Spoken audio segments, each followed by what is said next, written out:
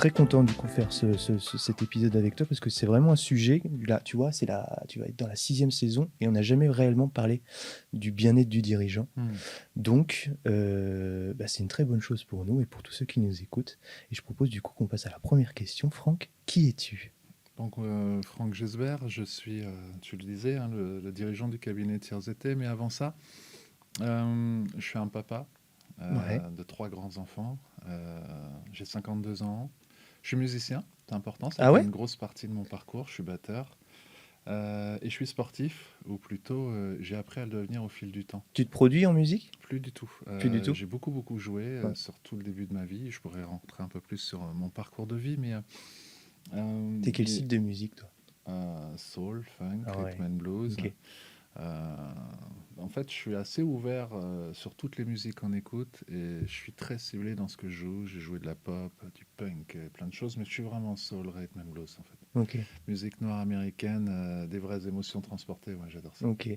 Sportif? Ouais, depuis une petite dizaine d'années, j'ai un de mes amis sur Caen qui m'a permis de comprendre à une époque de ma vie que c'est pas parce qu'on était musicien qu'on pouvait pas être sportif aussi. Voilà. Ça peut paraître une évidence, mais pour moi, ça l'était pas dans le premier parcours de ma vie. D'autant plus que tenir 2 heures ou 3 heures sur une batterie, c'est une vraie activité Ouais, sportive. finalement, ouais.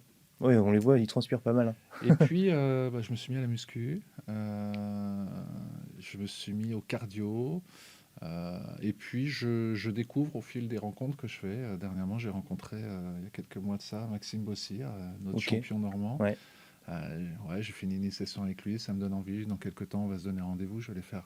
Voilà, je vais au feeling, mais je maintiens toujours musculation et cardio parce que, on va le voir juste après, mais pour piloter sereinement, il faut être en capacité d'aller bien Ouais. et puis d'entretenir un corps qui nous soutient tous les jours. Voilà. L'esprit sain dans un corps sain, le fameux. Ouais, mais c'est au-delà de la petite phrase, c'est vraiment une philosophie, c'est-à-dire que et c'est un des messages aujourd'hui qu'on transmet très fort aux dirigeants. Notre corps, il nous emmène tous les jours. Il nous permet de Hmm. faire des choses Hmm. tous les jours. Et qu'est-ce qui fait que, comme j'ai pu le faire pendant quelques années, par moments on l'oublie, on s'oublie. Mais ça, on en parlera après. Ok. Tiens, rapproche un petit peu le micro. Normalement, Tac, on devrait bien t'entendre, mais on va s'assurer. tac, Voilà. c'est OK. Là, je pense que c'est pas trop mal. Ok, donc si on reprend un petit peu dans l'ordre chronologique, t'es canet. Ouais, Ok, t'as fait ton enfance dans la région. ouais. Ok. Un collège-lycée normal? Ouais, collège, je tournais plutôt pas mal. J'ai réalisé sur une époque de ma vie que sans en faire grand-chose, j'avais des notes. Ça a tenu jusqu'à un moment, donc je profitais déjà beaucoup, je sortais beaucoup. T'étais un élève, celui qui C'était a facile. 13-14 de moyenne, 15 de moyenne? Ah non, c'était facile. En fait, c'était facile sans trop bosser au début. Ouais, Du coup, je bossais pas trop et je ouais, profitais de la vie, des copains, de la musique déjà. ouais. Beaucoup en écoute. Et puis, au bout d'un moment, les notes sont plus là, donc le petit coup de pied au cul arrive. On se remet droit sur les rails, on repart, voilà, tranquille. J'arrive au lycée, c'est pas l'éclate. Je trouve qu'on est moyen respecté, challengé très vite. Je suis pas très éducation nationale dans mon cœur aujourd'hui. Ok. Et puis, la musique me tient dans cet environnement-là. Je fais mes études à Hérouville-Saint-Clair. Très, très, très, très content de ce que j'ai vécu. Une aventure humaine extraordinaire sur la période lycée Hérouville. La multiculturalité, j'ai adoré ça. On a créé le fameux concert de Noël à Allende qu'on retrouve encore aujourd'hui, Ok. alors que ça fait 30 ans de tout ça, c'est Ok. rigolo. Euh, des aventures humaines et musicales terribles. Et puis, parcours scolaire fade, hormis un prof en français qui m'a permis de comprendre que je n'étais pas cet élève qui était mauvais en français. C'est juste qu'on n'avait pas encore réussi à me donner le goût au Hmm. français. Ça s'appelle la pédagogie. J'en ai trouvé un qui un jour m'a laissé un livre sur une table en me disant prends ça ce week-end, découvre-le et tu m'en reparles lundi. C'était quel livre? Euh, C'était un livre de... Alors comment il s'appelle Euh, C'était un roman autobiographique, je n'ai plus le nom de l'auteur là. Ça m'a tellement passionné, je suis allé à la FNAC, j'en ai acheté 4, je les ai lus dans le week-end, et c'était parti. C'est-à-dire que ce qu'il avait déclenché chez moi, mais c'est vrai en musique, c'est vrai dans nos métiers aujourd'hui au quotidien, c'est-à-dire que très rapidement, les gens vont vous mettre dans une case. Et lui m'a permis de m'apercevoir qu'en fait, Il n'y a pas de case. C'est-à-dire qu'à nous de voir ce qu'on a envie de vivre sur ces parties-là. Moi, j'avais envie de découvrir le français à mon rythme, d'arrêter d'être obligé de. Ce qui m'a permis de découvrir le romantisme, de découvrir Victor Hugo, d'aller passer mon bac de français avec envie, alors que je voyais plutôt ça comme une grosse galère. Voilà. Et j'ai décidé de construire mon parcours C'est scolaire sûr que comme du ça. Zola et tout, ça peut être vite fait une grosse galère, quoi. Moi, ça m'a permis de découvrir vraiment toute la partie romantique Victor Hugo et d'assumer que je l'étais. C'est-à-dire qu'à un moment donné, je crois que j'ai toujours aimé les autres. Mm. Et du coup, le fait d'en prendre soin, comme je le fais aujourd'hui, c'est arrivé très très tôt dans mon parcours. Ok, ça marche. Donc tu arrives à ce lycée, bon, tu te dis avec un parcours fade, mais tu découvres en toi une certaine passion pour le français et pour la lecture, du coup, seulement? Alors, c'est pas une passion sur le français. Je découvre qu'à un moment donné, même si on nous a mis loin d'une thématique, on peut y avoir accès. Ouais, C'est ça que je découvre. ouais. Et ça, c'est important. Je suis toujours beaucoup, beaucoup musique. Ça me fait vibrer. Moi, depuis mes 5 ans, j'écoute de la musique tout le temps. Mm. C'est ce qui me tient, ce qui me fait vivre, c'est ce qui m'embarque, c'est ce qui m'emmène, c'est ce qui me fait rêver. Et cette époque-là, c'est aussi l'époque où je vais monter en puissance sur le fait de m'occuper des autres. 16 ans, pour payer mes premiers cours de batterie, en fait, je vais m'occuper de personnes âgées, Mm. soit chez elles, soit en maison de retraite. J'ai vécu des aventures chouettes avec des personnes qui attendaient la mort. Et moi, mon boulot, c'était de leur apporter de la vie et d'arrêter de les mettre en stand-by mort. Donc ça, j'aimais bien.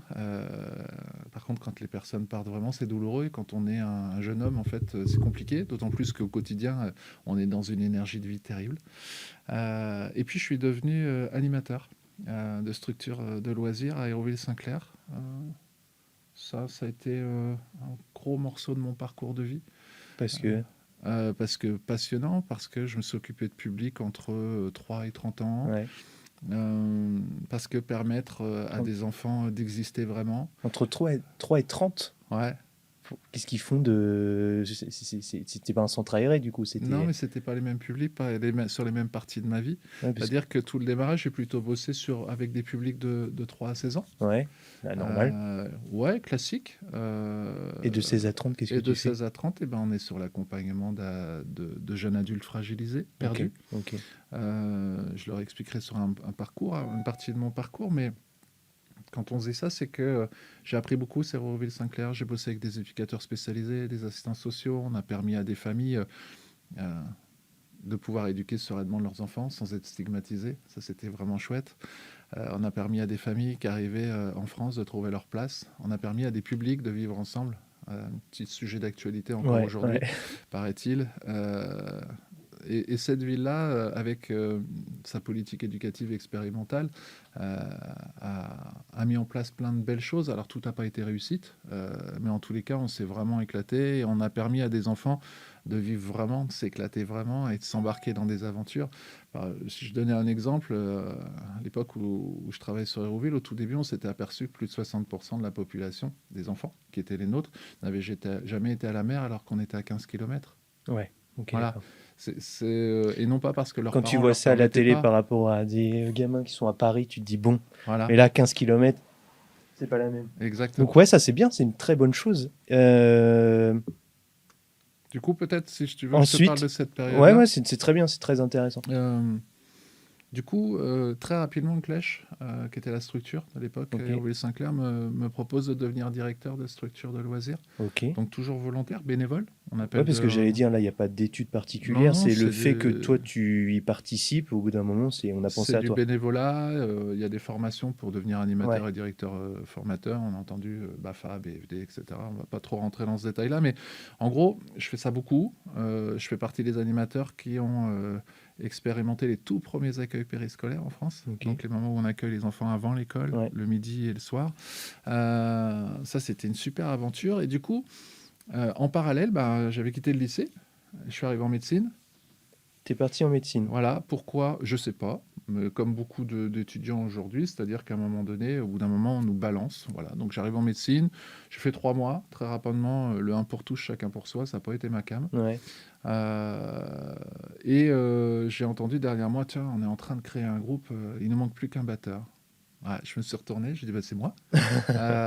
Et puis, j'avais déjà un peu joué dans des petits groupes. Et puis, l'aventure musicale a pris un peu plus de place, ce qui fait que je quitte la fac de médecine parce que j'ai envie d'avoir un statut d'étudiant et aussi parce que j'avais envie de comprendre des choses. Je m'inscris en fac de psycho. Je cherchais pas le diplôme, ça tombe bien parce que je l'ai pas eu. Et tu vas comprendre après pourquoi.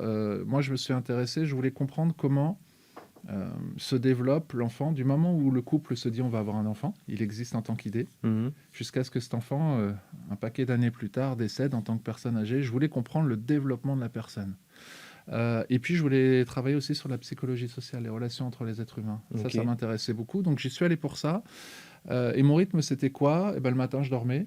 Le midi, je travaillais. Les fins de journée aussi. L'après-midi, j'allais à la fac. Et je récupérais les moments où j'étais pas là. Et la nuit, j'étais musicien. Ok. Voilà. Ok. Le mec ne dort pas, quoi.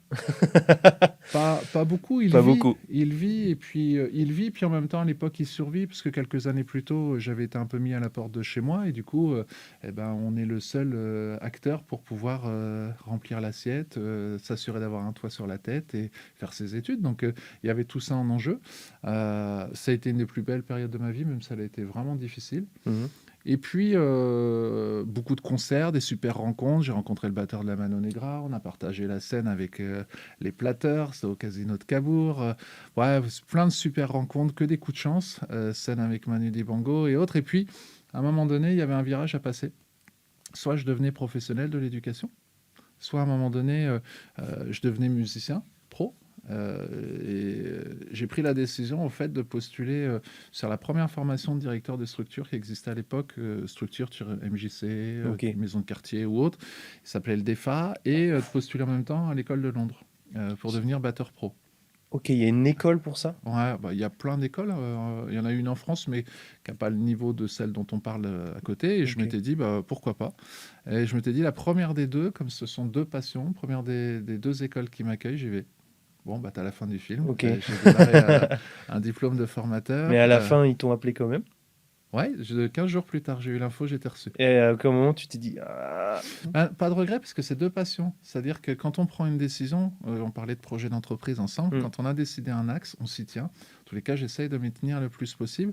Et je voulais vraiment piloter. Donc là, j'allais rentrer en formation de pilote de structure. Pour faire ça, j'ai été formateur insertion pendant 2 ans avec des publics extrêmement fragilisés. Tu parlais des 16-30, voilà, on y est.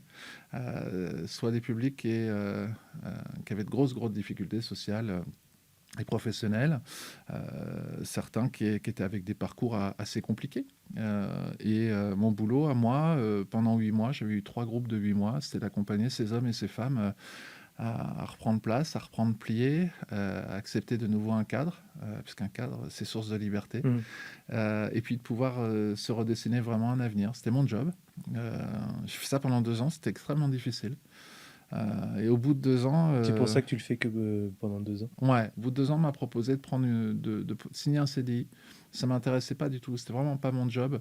Je suis extrêmement fier d'avoir fait ce boulot-là, mais c'est pas ce que j'avais envie de faire de ma vie. Et je suis devenu directeur de structure. J'ai trouvé mon petit boulot. Je suis parti dans l'Eure, dans une structure créée par des élus, entre Dreux, Évreux et Mantes-la-Jolie, que des territoires extrêmement tranquilles.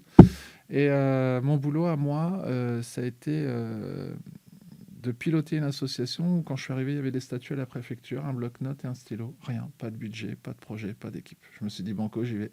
Si j'ai été bien formé, je vais le savoir très vite. Et ma mission, en fait, ça a été de mettre en place le projet de Nelson Mandela sur le territoire. C'est-à-dire l'éducation est l'arme la plus puissante pour changer le monde. D'ailleurs, j'aimerais que ça résonne encore aujourd'hui, ça.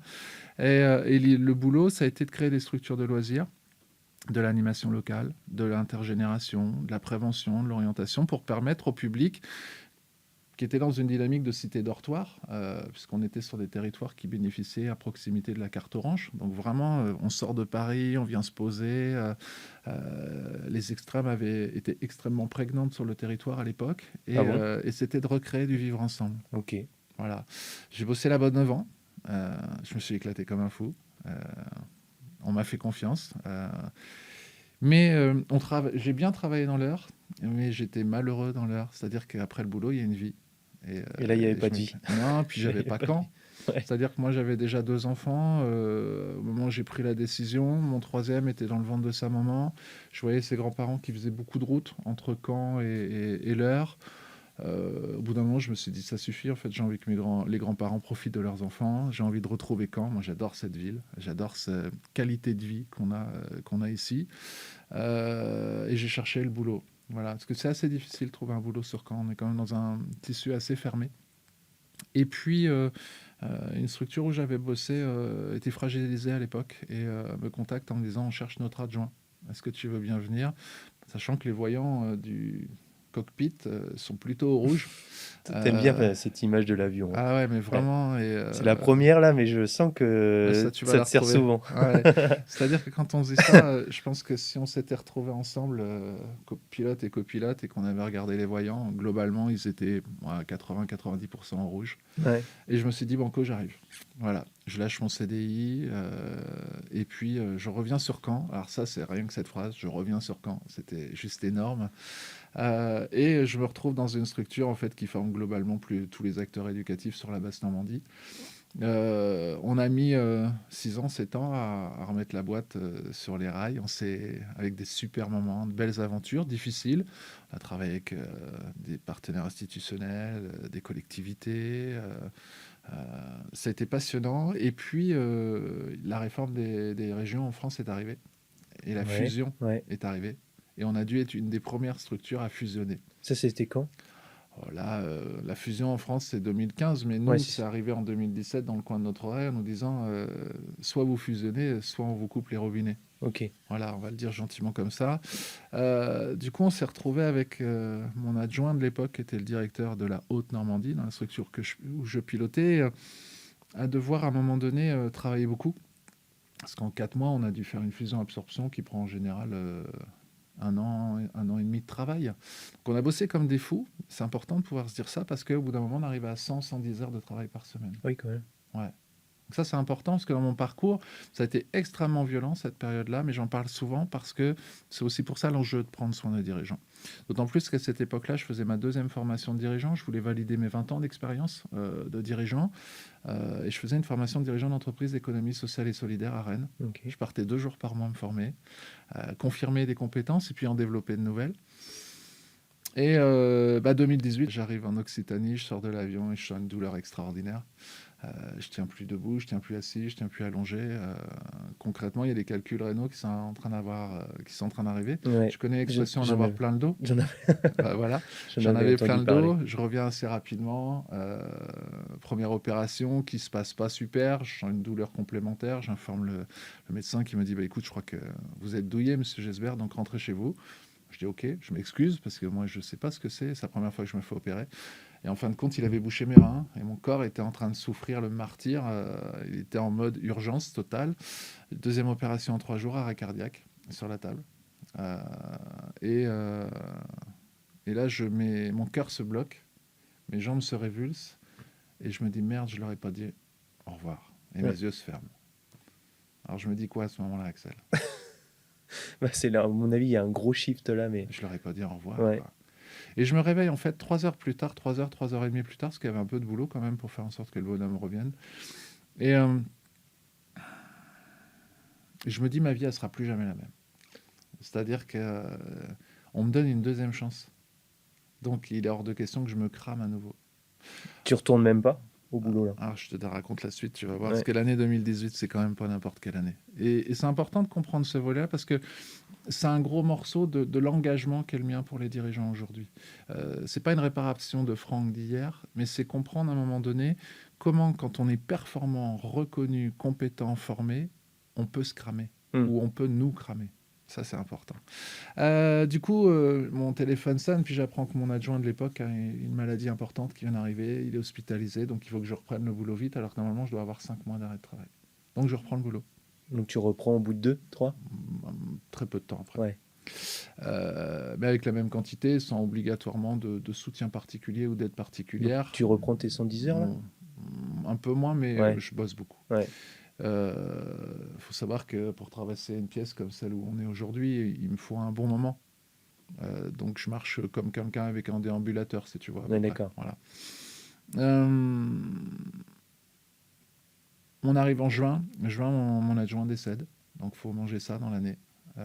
Juillet, je rentre chez moi après une journée de formation et j'entends ah, ça serait bien que l'avenir, on fasse chacun notre vie de notre côté. Et je prends la décision de trouver mon appart, gérer les enfants, etc., etc. Donc, ça, c'est encore un morceau.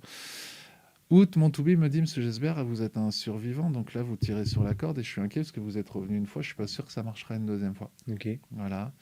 Et je suis sur la petite phrase, t'inquiète, ça gère. On entend beaucoup, tu vois. Et puis octobre, le burn-out arrive.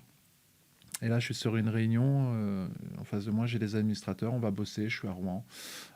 Et j'entends ça à l'intérieur. Je me dis, ah, les larmes se mettent à couler. Mon corps, j'ai du mal à le gérer. Et je sens que mon corps me dit, vite, rentre, va voir le médecin. Vite, rentre, va voir le médecin. Et je me souviendrai toujours de ce moment-là où on me dit, bon retour. Je suis à Rouen. J'ai 2 heures et quelques de route à faire et je tiens à peine sur mes cannes.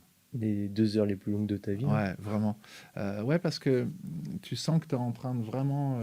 Il y a quelque chose qui joue comme une course contre la montre. Tu vois un peu.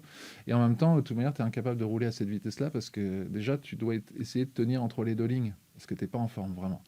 Bref, la sanction, elle tombe et elle est saine. Ça a été le plus beau jour de ma vie, même si au début, c'était compliqué. C'est 6 mois d'arrêt de travail. Alors, moi, j'ai pris la décision de faire de mon burn, dès ce moment-là, un chouette truc, même si c'est extrêmement difficile. Je me suis dit, comme j'avais mon mémoire à faire de ma deuxième formation de dirigeant, j'ai profité de ça pour me dire, pour répondre à la question, qu'est-ce qui fait quand on a développé des compétences, quand on a un réseau, quand on est bien formé, quand on a développé des projets hyper intéressants, on se crame.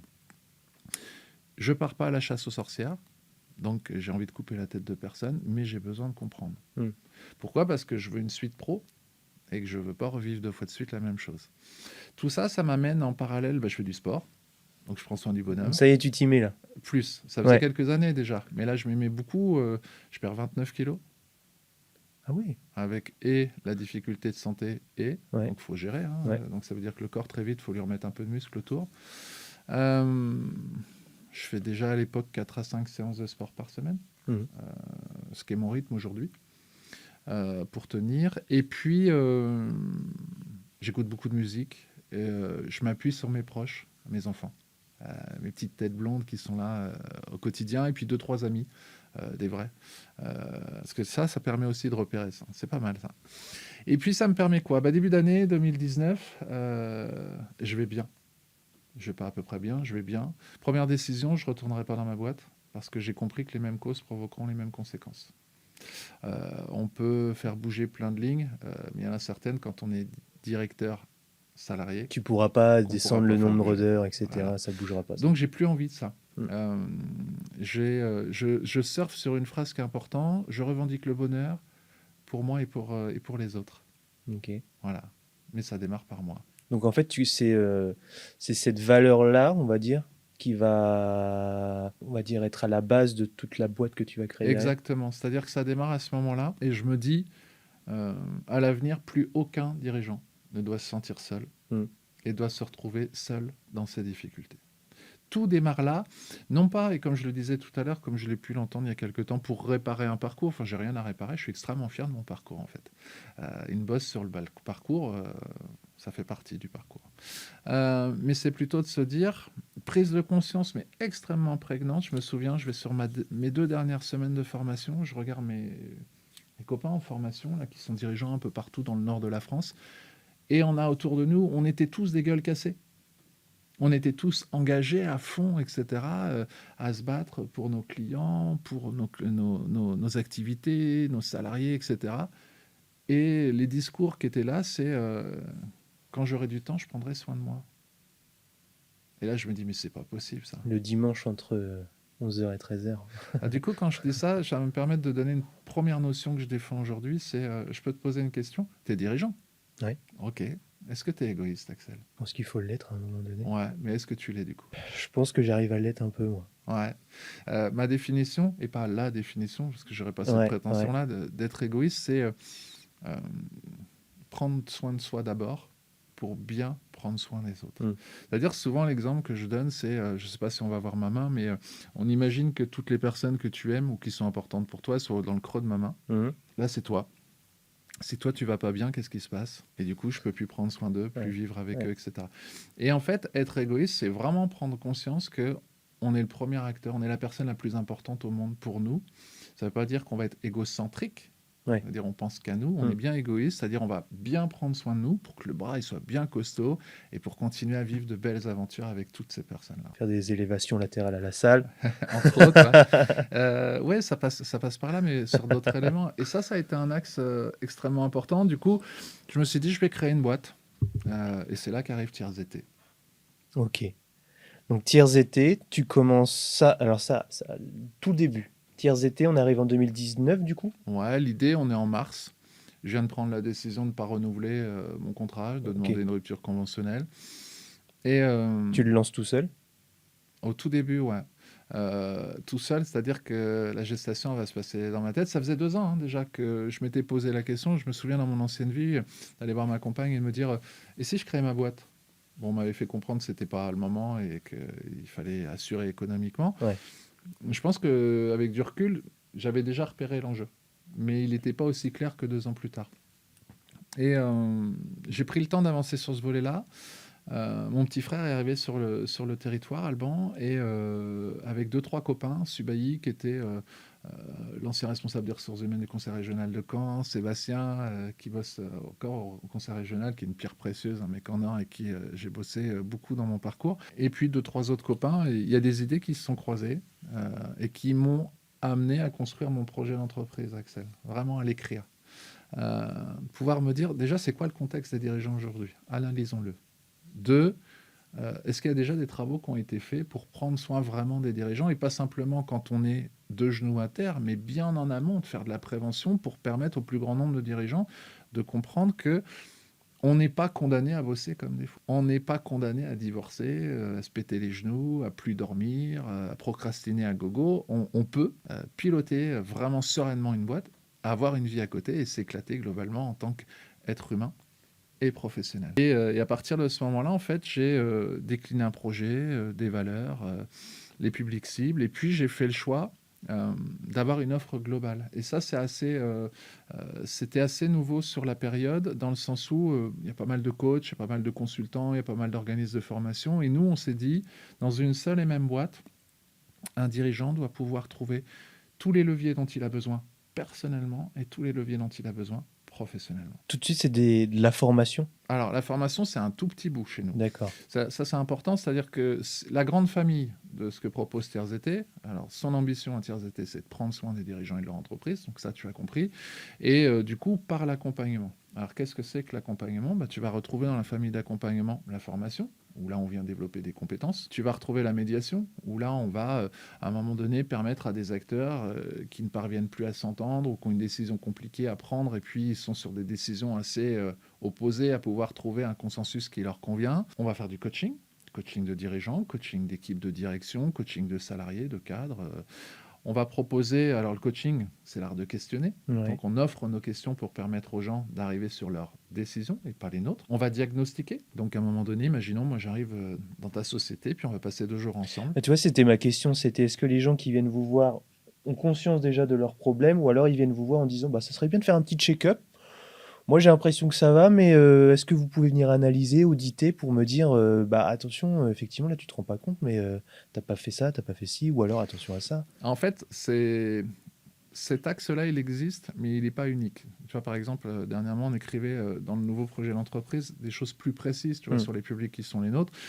Et c'est vrai que les gens pensent souvent que les publics de Tiers été sont des publics fragilisés. Donc je suis fragile, donc j'appelle Tiers été. C'est vrai pour certains, mais pour une grande partie d'entre eux, c'est pas le cas. Okay. C'est-à-dire qu'on peut avoir des dirigeants aujourd'hui qui performent et qui se disent tiens, je vais prendre le temps, je vais analyser ma boîte avec Franck, je vais repérer ce que j'ai envie de faire à l'avenir, et puis je vais me faire challenger pour savoir comment je vais y aller, avec qui, quels moyens humains je mets, quel calendrier, etc.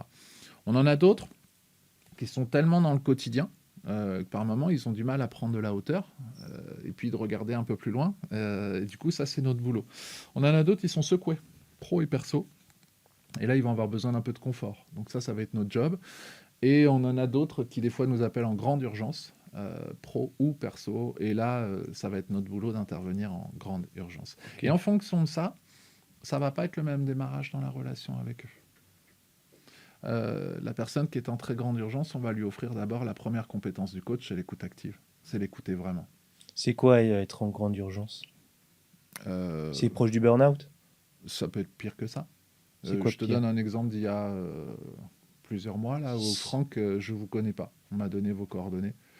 Vous êtes la dernière personne que j'appelle avant de... De fermer la boîte? Ah non. Ah oui, non, d'accord, oui. Ok. Voilà. Ok. Donc là, on a un appel Mais téléphonique pour être bon, ouais, pour pouvoir créer ensuite le levier pour de qu'ensuite on se fermer la boîte rencontre. et de pas tilter direct. Voilà. Bah, l'image, ça pourrait donner ça Ouais, aussi. ouais, ouais, ouais, du coup, à la fin, la Voilà. boîte, elle ferme quand même, quoi. Voilà. Automatiquement. Ok. Ouais, c'est le quotidien qui fait que tu en arrives à ça, là. Bon, là, sans aller trop dans les détails, Que j'en arrive à quoi?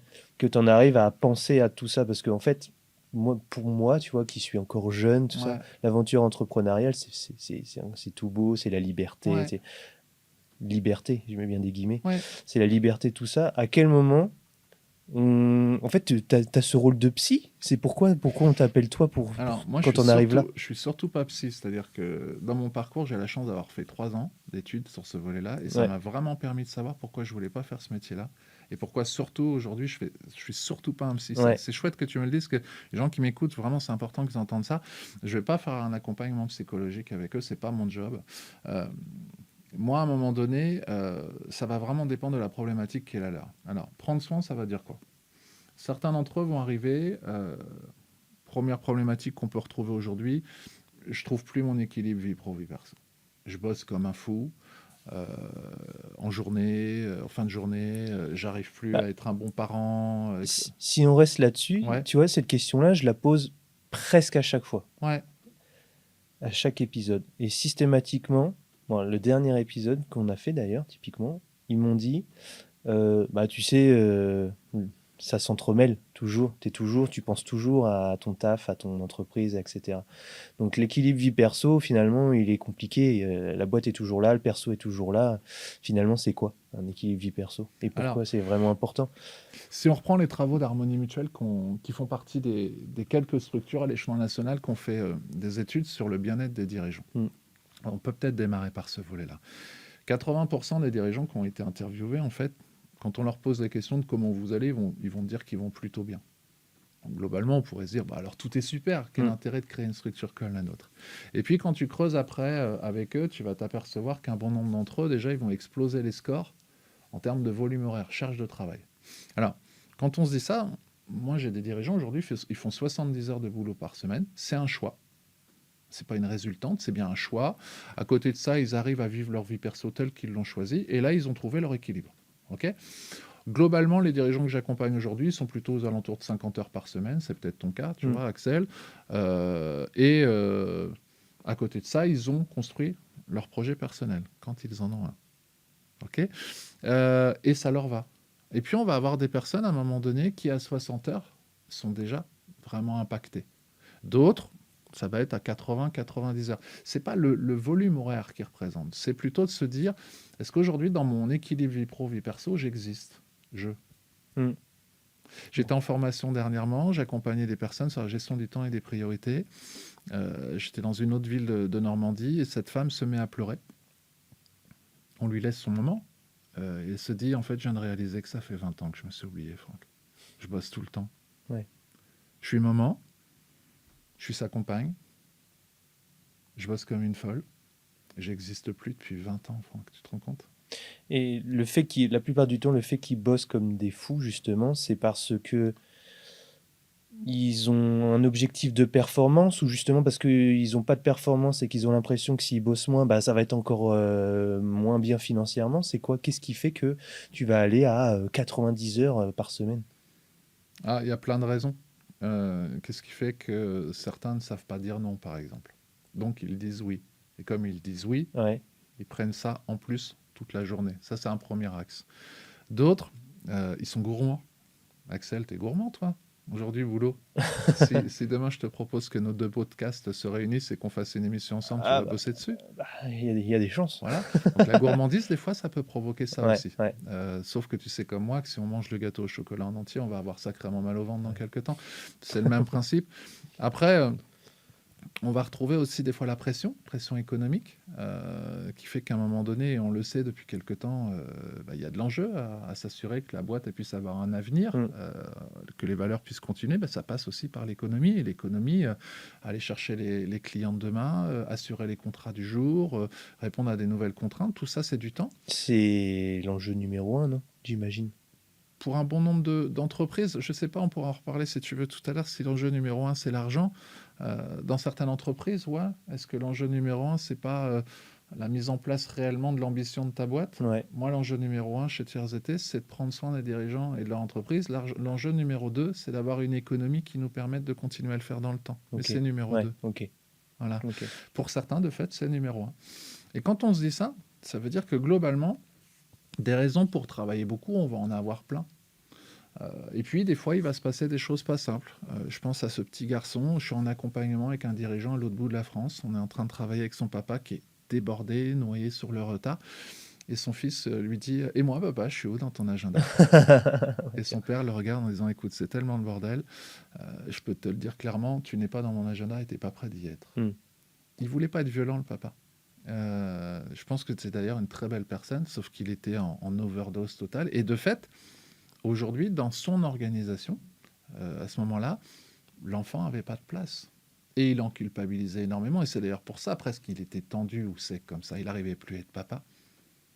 Et on a retravaillé tout ça, on a récupéré le retard, on a travaillé avec lui sur ce qu'il mettait derrière un équilibre vie pro, vie perso. Les questions ont beaucoup aidé. On l'a formé aussi sur la gestion du temps. Et après, on l'a accompagné. Donc là, c'est le consulting pour finir sur les familles de l'accompagnement tout à l'heure. Et on l'a accompagné au fil du temps. Aujourd'hui, il pilote. Sa boîte, elle tourne. Il a un projet d'entreprise qu'il a écrit. Il sait où il va. Et il a déterminé son projet de vie. Donc, projet de vie, il y a la partie pro dont on parle et la partie perso, donc ce qu'il a envie de vivre en tant que papa avec ses enfants, avec sa compagne. Et puis, il a rajouté d'abord quelque chose d'important. Qu'est-ce qu'il avait envie de vivre, lui? Donc, lui, il a ressorti le vélo. Il fait de la boxe. Des fois, il fait rien. Il se balade. Il fait des soirées. Maintenant, il traverse la France. Il va passer du temps avec son meilleur ami. Voilà, il a construit sa vie. Donc, les actions premières que tu mets en place avec ce genre de dirigeant qui est overbooké, c'est quoi? C'est lui apprendre qu'il faut déléguer, c'est lui apprendre qu'il faut justement dire non, c'est... Alors déjà, c'est lui apprendre qu'on dit plus il faut. Il faut, je dois, on est dans un système d'obligation. Ouais. Et on va travailler avec lui sur ce qu'il a envie, ce dont il a besoin et ce qu'il veut faire. Si demain je te dis, Axel, il faut que tu bosses avec moi, il faut que tu fasses comme ça, il faut que tu répondes à ma question comme ça, il faut que... On va pas bosser ensemble. Ça va être chiant. Si demain je te dis j'ai très envie de revivre une émission avec toi et pourquoi pas la co-animer à l'avenir, si je te dis que j'aurais besoin de soutien sur tel et tel aspect, il y a des chances que tu embarques. Ok. Ouais, donc ça, c'est un des premiers axes qu'on va bosser avec eux. Mais tout ça parce qu'on va commencer par le premier levier, c'est le diagnostic. Parce que pour répondre à ta question de tout à l'heure, on m'appelle, l'écoute active va me permettre d'avoir les premiers éléments de diagnostic sur la personne et sur sa boîte. Tu dors bien, Axel? Ah oui. Ouais, ok, on est checké, c'est vert. Ouais. Activité sportive? Ah oui. Ouais, c'est checké, c'est vert. Alimentation? Ouais, le week-end, quoi, les excès, le week-end seulement. Ta santé? Je suis plutôt pas mal, j'ai pas de problème particulier. Tes projets pour toi? Projet perso? Pour toi, ouais. Oh, des objectifs toujours sportifs encore. Ok, ton Voilà. nid? Mon chez moi, dans ton nid? on vient de déménager là, donc tu te on sens a acheté bien une petite maison, on a des petits travaux à faire, on est bien. Et puis on pourrait continuer sur vous deux, votre équilibre. Des fois, on va même jusqu'à notre vie intime. J'ai des dirigeants, la problématique qu'on va être amené à travailler avec eux, c'est comment je vais pouvoir retrouver une vie intime épanouie. Parce que des fois, à distance, voire même avec la fatigue ou que sais-je encore, ça reste une vraie thématique de fond qui impacte un couple. On va parler aussi de chacun des enfants, de la famille. Du coup, on va faire un check complet sur la partie perso, très simple. Et puis, on va faire la même chose sur le volet pro, comment va le dirigeant, son organisation, son bureau, son rythme de travail, sa relation avec ses partenaires, avec ses clients. On va checker tout ça. L'objectif n'étant pas de stigmatiser un point plus qu'un autre, mais imaginons, on aurait travaillé avec Axel qui m'aurait dit franchement, sport, je suis en rouge, j'en fais plus, je sens que j'en ai besoin, etc. Très vite, on va se dire et qu'est-ce que tu aimerais mettre en place? Je sais pas, tu vois, Franck, j'aimerais bien remettre en place 3 séances par semaine. Parce que 3 séances, je sais que je me sens bien. Ok, pour mettre 3 séances par semaine, de quoi tu rêves? Et on va, par les questions, l'amener progressivement à affirmer ce dont il a besoin, à faire ses propres choix, et ensuite à travailler l'organisation pour que ces choix se mettent en œuvre et que ça ne reste pas au stade du rêve. Donc on lui redonne le pouvoir d'agir, l'agir étant un concept où on démarre par la réflexion, ce qu'on est en train de faire ensemble, pour permettre à la personne de passer à l'action. On va évaluer l'action, la remettre en réflexion, réflexion-action. En fait, l'agir, c'est la possibilité de donner à un individu de se mettre en mouvement et de vivre vraiment son projet de vie. Ok. Voilà. En off, tu m'as parlé du projet d'entreprise. Donc j'imagine que toi, c'est la base de la base. C'est un socle extrêmement important. C'est-à-dire que... C'est la première pierre quasiment. Ce que je pourrais te dire, c'est que quand on ne sait pas où on veut aller, c'est sans doute difficile d'y aller. Parce que, en gros, pour vous la faire simple, pour ceux qui nous écoutent, t'es arrivé, on a parlé un petit peu, tu m'as dit, voilà, ça fait combien de temps? Et je dis, bah voilà, ça fait quasiment 3 ans. Tu m'as dit, ah, c'est le moment où il faut réfléchir au projet d'entreprise. Et là, je me suis dit, ouais, ok. Au nouveau projet d'entreprise. Au nouveau projet d'entreprise. Bah ouais, ouais. Et moi, je me suis dit, tu vois, même pas, ça m'est venu à l'idée qu'il fallait que je fasse un projet d'entreprise. Moi, c'est plutôt, on fait et on voit. Ah, je ne te dirais pas qu'il faut, pour la même raison que tout à l'heure. Par contre, je te dirais à quel point c'est important et structurant pour toi t'amener de la liberté. C'est-à-dire que souvent, dans une autre notion qu'on peut donner aux personnes qui nous regardent et qui nous écoutent, c'est que le cadre, les règles de vie, les règles d'équipe, etc. Offrir un cadre choisi. On est bien d'accord, un cadre choisi avec des règles qu'on définit ensemble, en fait, c'est le plus beau cadeau qu'on puisse faire à quelqu'un, parce qu'à l'intérieur du cadre, on est libre. Donc, bien définir son cadre, c'est s'offrir la liberté. Donc, est-ce qu'un projet d'entreprise, ce n'est pas un cadre choisi, une fois qu'il est formalisé? Et à partir du moment où il est formalisé, puisqu'on sait que le projet il va vivre aussi dans le temps, globalement, on s'offre la possibilité de pouvoir piloter sereinement et librement. Ouais, c'est un beau cadeau. Pourquoi je dis ça? Dans un projet d'entreprise, quand on accompagne les entrepreneurs à formaliser leur projet d'entreprise, le premier travail qu'on fait, c'est quoi le contexte en fait? Quel est le contexte de mon secteur d'activité? Ah oui, parce que si je m'embarque aujourd'hui, tu vois, sur les podcasts, Axel, puis que j'en sais rien sur la place de Caen, et à 250 boîtes qui font ce volet-là, et qu'il y en a 30 qui font exactement le même, ou qu'il y a une grosse école de formation aujourd'hui qui décide de faire la même chose que nous, bon, ça peut devenir problématique si on ne l'analyse pas. Ok. C'est un petit message pour une école, des fois, qui s'envole un petit peu. Et puis... une fois qu'on a fait cette photographie du secteur, on peut se dire on va ressortir les enjeux et les opportunités. Voilà, ça, c'est déjà pas mal parce qu'on a ce premier levier d'analyse. Deuxième volet, c'est de pouvoir se dire, on va parler de la boîte et de se dire est-ce que je pourrais être capable en une phrase de présenter l'ambition de ma structure? L'ambition de Tiers-Été, en une phrase, Axel, c'est de prendre soin des dirigeants et de leur entreprise. Ok. C'est quoi l'ambition de la tienne? Moi, je l'ai jamais calé comme ça, surtout que nous, on a plusieurs services. Enfin, tu vois ce que je veux dire? Mais l'ambition globale de ta boîte, parce qu'aujourd'hui, Femacom, c'est une boîte. C'est quoi l'ambition? Bah, si je devais faire... C'est bateau, mais c'est quoi? C'est développer la visibilité des entreprises, quoi. Aujourd'hui, par exemple, c'est pas bateau. C'est là où tu en es en termes de formalisation tout de suite à l'instant, mais c'est peut-être encore un peu trop large. C'est-à-dire qu'aujourd'hui, il y a, je pense, un grand nombre de boîtes en France qui pourraient dire exactement ce volet-là. Oui, bien sûr, bah ouais, c'est ça. Mais c'est toujours pas Femacom. Ouais. Alors qu'aujourd'hui, des boîtes qui prennent soin du dirigeant et de l'entreprise, il n'y en a pas tant que ça. Peut-être que Femacom, ça va être une boîte qui est en capacité d'offrir une communication singulière à ses clients avec un axe privilégié, pas unique, mais privilégié sur tout ce qui va concerner les podcasts pour créer du lien et la relation humaine. Je ne sais pas, je veux dire quelque chose comme ça. Ouais. Mais on va bûcher sur cette phrase qui va vraiment être ta couleur, ton ADN. Et pas une image de loin avec des lunettes un peu floues. C'est quasiment un élément commercial, quoi, direct. Ouais, c'est ta carte d'identité, en fait. Carte d'identité. Ouais. Voilà. Si on prend ta carte d'identité, on a Axel. Bon, il n'y a pas de Axel, c'est celui-là dont on parle. OK. Et puis, une fois qu'on a fait ce travail-là, on va commencer à travailler sur les valeurs. On en parlait ensemble tout à l'heure. Quand j'avance dans l'accompagnement, maintenant, on attaque notre 6e année sur TIRZ-T, et sans jugement aucun pour les clients qui ont été les nôtres, mais un bon nombre d'entre eux n'ont pas été accompagnés sur la définition, la formalisation et la mise en bouche de leurs valeurs. Alors que c'est un axe extrêmement important. C'est-à-dire, je n'ai pas créé TIRZ-T par hasard. J'ai pas pris la décision de prendre soin des dirigeants et de leur entreprise par hasard. Et c'est légitime que mes clients se disent, mais du coup, quelle valeur il porte, cet homme ? Ça fait partie des choses qu'on va travailler avec les entreprises. Après, on va parler des publics qui sont les leurs, de leurs besoins. On va analyser tout ça ensemble, de leur offre de service aujourd'hui et celles qu'ils souhaiteraient pour l'avenir, de leurs fonctions support aujourd'hui, comment elles vont, et ce qu'ils souhaiteraient à l'avenir, pour repérer le delta entre la photo du jour qu'ils souhaiteraient à l'avenir, pour pouvoir les accompagner et définir les chantiers.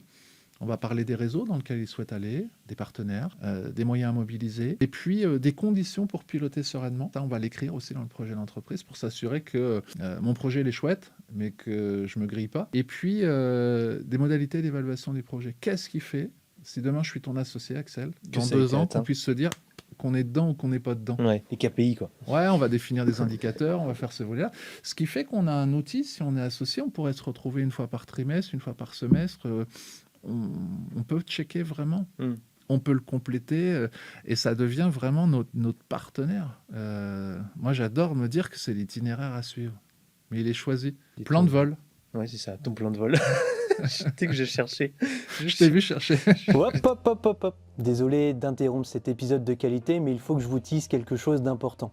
Vous avez probablement remarqué que le podcast devient le média authentique pour développer une stratégie de marque. Et si vous voulez vous y mettre vous aussi, mais que vous vous posez encore des questions, il se peut que j'ai bientôt la solution pour vous. Femacom développe sa propre formation en podcast afin que vous puissiez faire entendre votre voix, votre expertise, votre marque, votre passion, et tout cela à travers 10 modules. De l'aboutissement d'une idée à la promotion, la parution sur les différentes plateformes, en passant par le matériel nécessaire, voire même les étapes de post-production, tout vous sera dévoilé, et tout ça basé sur l'expérience de qu'entrepreneur. En 1 an, ce podcast local a rapporté 15 000 € de chiffre d'affaires à l'agence Femacom. Je pense fondamentalement qu'il y a de l'avenir dans les podcasts locaux et que vous pouvez faire la même chose. Si jamais vous êtes intéressé par cette formation, n'hésitez pas à nous contacter sur nos réseaux sociaux ou par mail à contact@qu'entrepreneur.fr pour faire partie des premiers contactés. C'est tout pour moi, je vous laisse tranquille avec la suite de votre épisode. Et là, je me suis dit, attends, il y a un truc.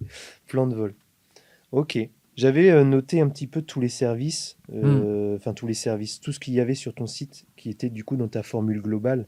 Réaliser un diagnostic de l'entreprise et formaliser un plan d'action. Alors ça, c'est le service qui nous est le plus demandé aujourd'hui. Ouais. On passe 2 jours avec un chef d'entreprise. Je sais plus où j'en suis.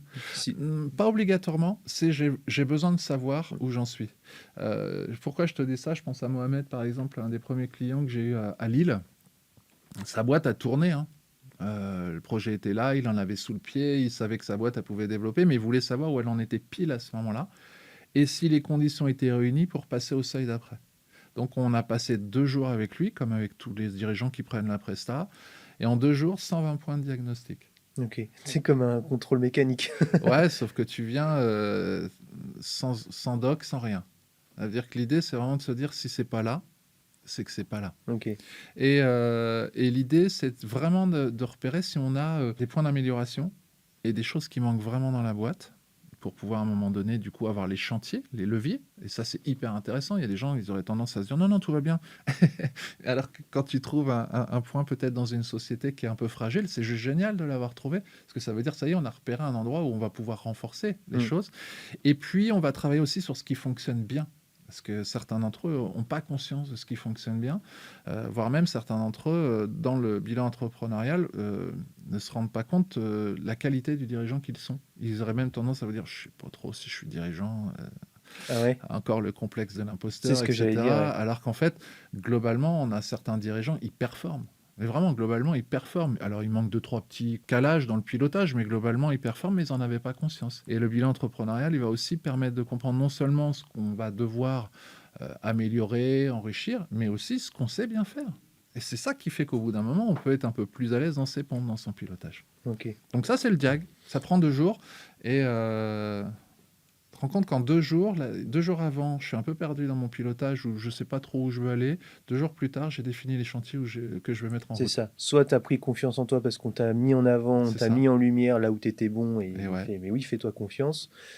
Et en plus de ça, tu vas avoir tous les points où tu vas devoir t'améliorer, tes axes d'amélioration, Où tu vas choisir de t'améliorer. où tu vas choisir. Ouais. Ah oui, parce que c'est pas parce qu'il y a des points négatifs pour toi, des axes d'amélioration possibles que tu dois les améliorer. Alors, c'est pas tant ça, c'est dans la posture. Tiers, je vais expliquer ce que veut dire tiers Oui, été. je l'ai vu. Tiers, c'est la posture éthique et déontologique qui Ouais. est la nôtre.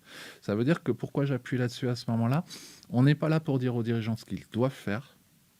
On est là pour soutenir les dirigeants dans ce qu'ils veulent faire. C'est-à-dire qu'à la fin du bilan entrepreneurial, si un dirigeant a pris la décision, par exemple, de ne pas gérer ce moment-là tout de suite, nous, on va lui faire des préconisations.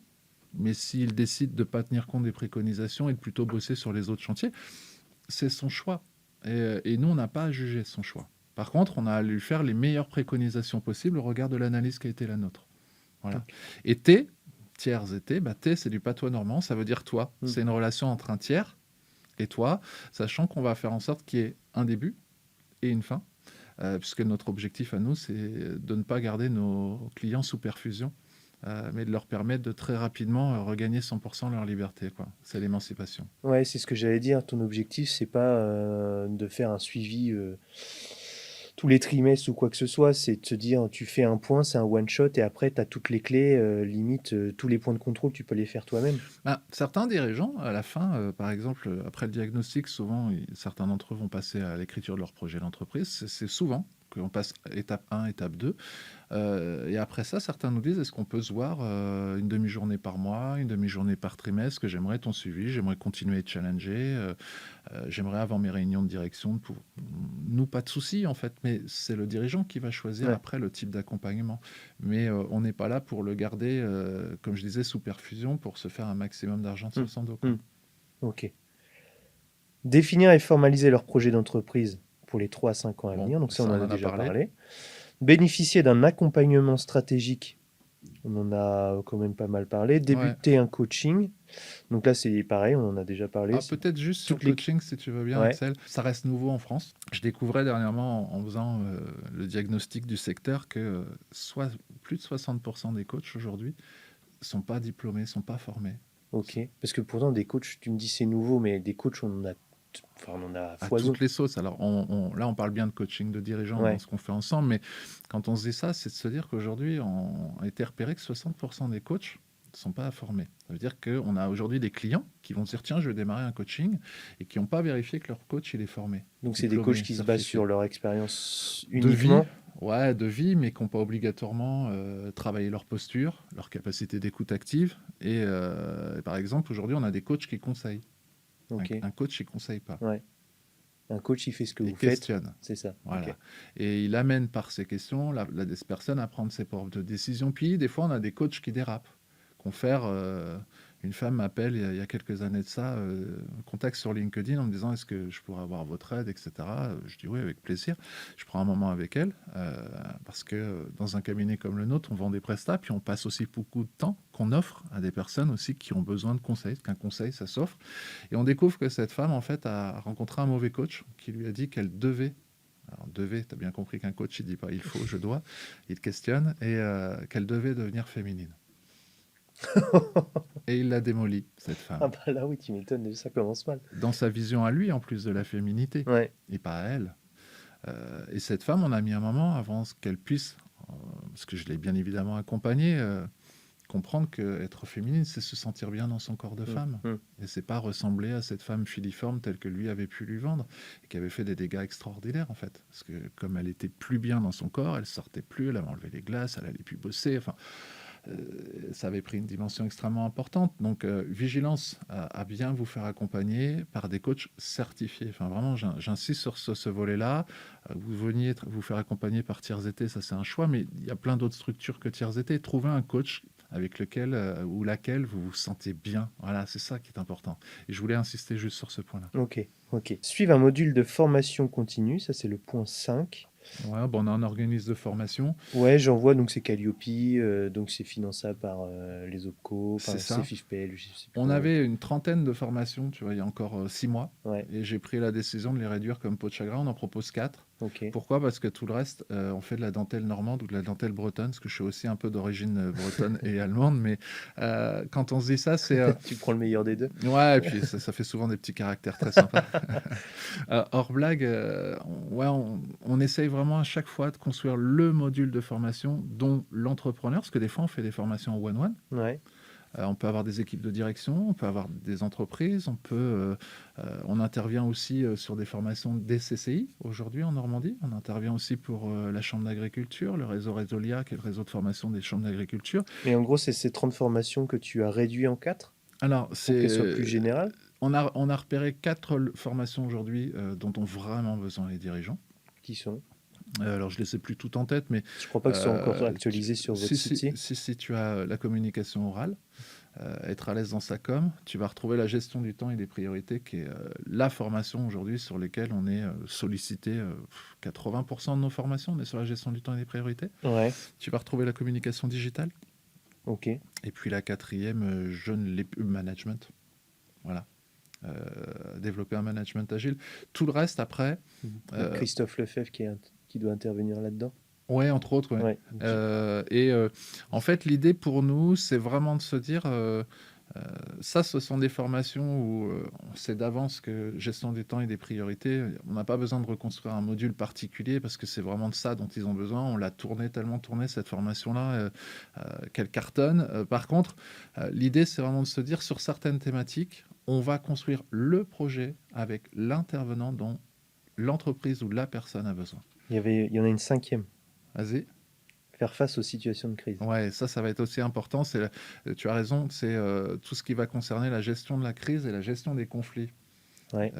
Tout à l'heure, dans un autre moment, on se disait que tu avais la sensation d'être un peu en guerre avec un acteur qui te marchait un peu trop sur le pied. J'ai fait un post hier sur LinkedIn où je disais j'aurais envie qu'on devienne tous des ambassadeurs de la paix. C'est-à-dire que même si je peux comprendre ce qui peut nous mettre des fois en colère, nous amener à passer en mode conflit violent parce que nos valeurs sont bousculées ou autres, je pense que dans le contexte, on a vraiment un enjeu à devenir des ambassadeurs de la paix. C'est-à-dire assumer le conflit. Et le conflit, c'est quoi, Axel? C'est un désaccord. Ce n'est qu'un désaccord. Mais éviter de passer en mode conflit violent, qu'il soit verbal ou autre. Je ne suis pas là, attention. Non, j'ai bien compris. Mais le mot guerre, il dit quelque chose. Ouais, c'est clair. Voilà. Il n'est peut-être pas approprié. Oui, mais c'est pas grave en plus. Par contre, c'est comment on va être vigilant sur ce volet-là. Moi, je pense qu'aujourd'hui, après les 5 ans là, au sein de Tiers Été, ce dont on a besoin, ce sont de relations humaines saines, de vrais moments, qu'on s'intéresse vraiment aux personnes qu'on croise, qu'on accepte que les gens puissent avoir des points de vue différents, des approches différentes, des points de désaccord. Et pourquoi pas être désintéressé finalement? Alors, occulté? Moi, j'ai envie d'être profondément intéressé par l'autre. J'occulte pas. Par contre, je fais des choix. Demain, une entreprise a pris la décision d'aller dans ce fonctionnement-là auprès des dirigeants. Ça ne me convient pas à autre. Bon, on ne sera pas partenaire. Voire même, on échangera et je lui expliquerai qu'on a des points de vue différents. Et c'est pas grave, il a le droit. On n'a pas la vérité. On a une expérience. Voilà. Et on n'en fera jamais des vérités. La formation. Participer à des ateliers d'analyse de pratique co-développement. Alors, qu'est-ce que c'est que ça? En fait, là, l'idée, c'est de permettre à des dirigeants de se retrouver par groupe de 5-6 personnes maximum sur des séances où, par exemple, Axel, tu viendras sur un de ces moments-là, dirigeant, puis un jour, sur la séance, chacun d'entre nous, on va présenter une problématique qu'on a eue. Bon, par exemple, je ne sais pas, une problématique avec une grande école qui vient nous titiller, etc. Ça a créé un peu d'agacement, de contrariété. Ça aurait pu fragiliser un super partenariat ou autre. Ouais, ça peut être des thématiques différentes. Oui, ce qui nous a impacté aujourd'hui en tant que dirigeant, tu vois, ça peut être lié à l'économie, au RH et autres. On a un animateur sur ce volet-là, c'est moi, une autre personne de la boîte qui pourrait faire ça. Et puis, on va démarrer, une fois que tu as présenté ta situation, en se disant, on va permettre au groupe de te poser des questions de compréhension, juste de compréhension. Et après, tu n'as plus la parole. Et les autres vont prendre ta thématique et on va se mettre un peu comme une équipe de direction en se disant, voilà, on a une problématique qui nous arrive. Donc, il y a une première phase de coaching finalement, puisque on pose les questions. Exactement. Et après, par contre, c'est les réponses vont être apportés par chacun des membres qui sont par présents. le groupe, puisqu'on Ouais. se met en dynamique de ce n'est plus la problématique d'Axel, c'est la nôtre. Donc, il aurait dû, il aurait pu, tout ça, on enlève. Et on va répondre à 3 questions. On va se mettre au travail en 3 temps. La première, qu'est-ce qu'on aurait pu faire pour que la problématique n'arrive pas dans notre boîte? Ouais. Et pas qu'est-ce qu'il aurait dû faire. Tu vois la différence. La deuxième, maintenant qu'elle est là, qu'est-ce qu'on peut en faire? Qu'est-ce qu'on fait? L'objectif, c'est d'avoir une seule et unique réponse à la fin, où du coup, justement, chacun des membres va apporter un morceau de réponse qui peut être différente. Et du coup, à la fin, toi, tu te retrouves avec les avis de tout le monde et tu fais, qu'est-ce que j'en fais? Alors, c'est rarement comme ça à la fin. Ouais. Par contre, tu as raison sur une partie, c'est-à-dire que une personne va bénéficier de la richesse d'un groupe. Ouais. C'est juste dantesque. Là, on rentre sur un autre concept, c'est savoir demander de l'aide. Et savoir accueillir l'aide qu'on nous donne. C'est extrêmement difficile aujourd'hui dans le contexte des dirigeants. Demander de l'aide, c'est une compétence. Et ce n'est pas un signe de faiblesse. Donc ça, c'est vraiment important. J'ai un de mes podcasts aujourd'hui sur ce volet-là, sur le site internet de Tiers-Été. Et du coup, à la fin, la personne va pouvoir se dire, par exemple, tu vois, Axel, dans ta proposition de tout à l'heure, c'est quelque chose que j'ai fait. Ça n'a pas spécialement fonctionné. Inversement, j'ai fait ça. Tiens, j'ai entendu ce que disait Franck, j'y avais pas pensé. Je vais expérimenter ça, etc., etc. En gros, on va redonner du pouvoir d'agir. On dit surtout pas à la personne, tu devrais faire ça ou tu aurais dû faire ça. On se met au travail en se disant, si j'étais au pilotage, voilà ce que je pourrais faire comme proposition. Et la personne prendra ou pas ses propositions. À nouveau, dans une démarche 100% émancipée, ça veut dire que je vais faire mes propres choix. Ok. Donc sur ce genre d'atelier, tu fais, c'est une question par personne, ça dure combien de temps? Tu as une heure sur une situation par personne, okay. et puis chaque personne tourne. Okay. Et puis on fait des pauses au fur et à mesure, c'est-à-dire si par exemple je m'aperçois dans une des situations qu'une personne n'est pas au clair sur le groupe n'est pas au clair sur le pouvoir, sur le conflit, etc., on prend 2 minutes et puis on redonne quelques éléments de formation pour s'assurer que les personnes sortent aussi outillées. Ok. C'est pas mal ce truc-là. C'est quelque chose qui est demandé. Alors c'est quelque chose qu'on a proposé dès le début, qui n'a pas fonctionné au début. Alors je me questionnais, je me disais mais qu'est-ce qu'il fait? Tout simplement parce qu'on a repéré que pour que les personnes aillent sur ce type d'atelier, ils avaient besoin d'avoir confiance dans le pilote qui va animer l'atelier. D'accord. Et pour qu'ils aient confiance, ils ont besoin du visage de Tiers-Été. Ça veut dire qu'avant, on a travaillé, tu vois, qu'ils se sont rencontrés, rendu compte qu'on allait prendre soin d'eux. Donc, il faut que tu crées la relation avant même de les faire venir. C'est bien pour ça que les ateliers d'analyse de pratique vont démarrer et n'ont pas encore démarré, comme on parlera tout à l'heure des séjours d'oxygénation. C'est maintenant, point 7, vous inscrire sur l'un de nos séjours d'oxygénation. Ça, on sait, c'est là depuis le tout début du projet Tiers-Été. Si on oublie le téléphone, etc. 2 types de séjours. C'est un séjour week-end où j'ai besoin de recharger les batteries. J'ai besoin de m'occuper de moi. Je vais laisser la famille, les enfants, l'ordi, le téléphone, le stress, la charge mentale. Je vais apprendre à m'occuper de moi ou je vais m'offrir le luxe de m'occuper de moi. Alors je dis apprendre à m'occuper de moi parce que certains dirigeants, ça peut en choquer d'autres, mais ont perdu ce volet-là. Je sais plus partir en activité, je sais plus me poser, je bosse tout le temps. Et du coup, on va leur permettre ça. Et d'autres, ils savent le faire, mais ils ont besoin de la dynamique du groupe pour pouvoir se l'offrir vraiment. Donc pendant 2 jours, du repos, dans un cadre sympa. On a un séjour qu'on a prévu à Saint-Malo, au sein de l'enceinte, l'autre en Normandie, dans un gîte qu'on a repéré il n'y a pas très longtemps, là. Du coaching sportif. On parlera peut-être de l'équipe de Tiers-Été juste après. Un petit diagnostic alimentation. Un petit moment avec le coach que je suis pour parler équilibre vie pro, vie perso. On ne parlera pas beaucoup boulot. On va vraiment se ressourcer. Voilà.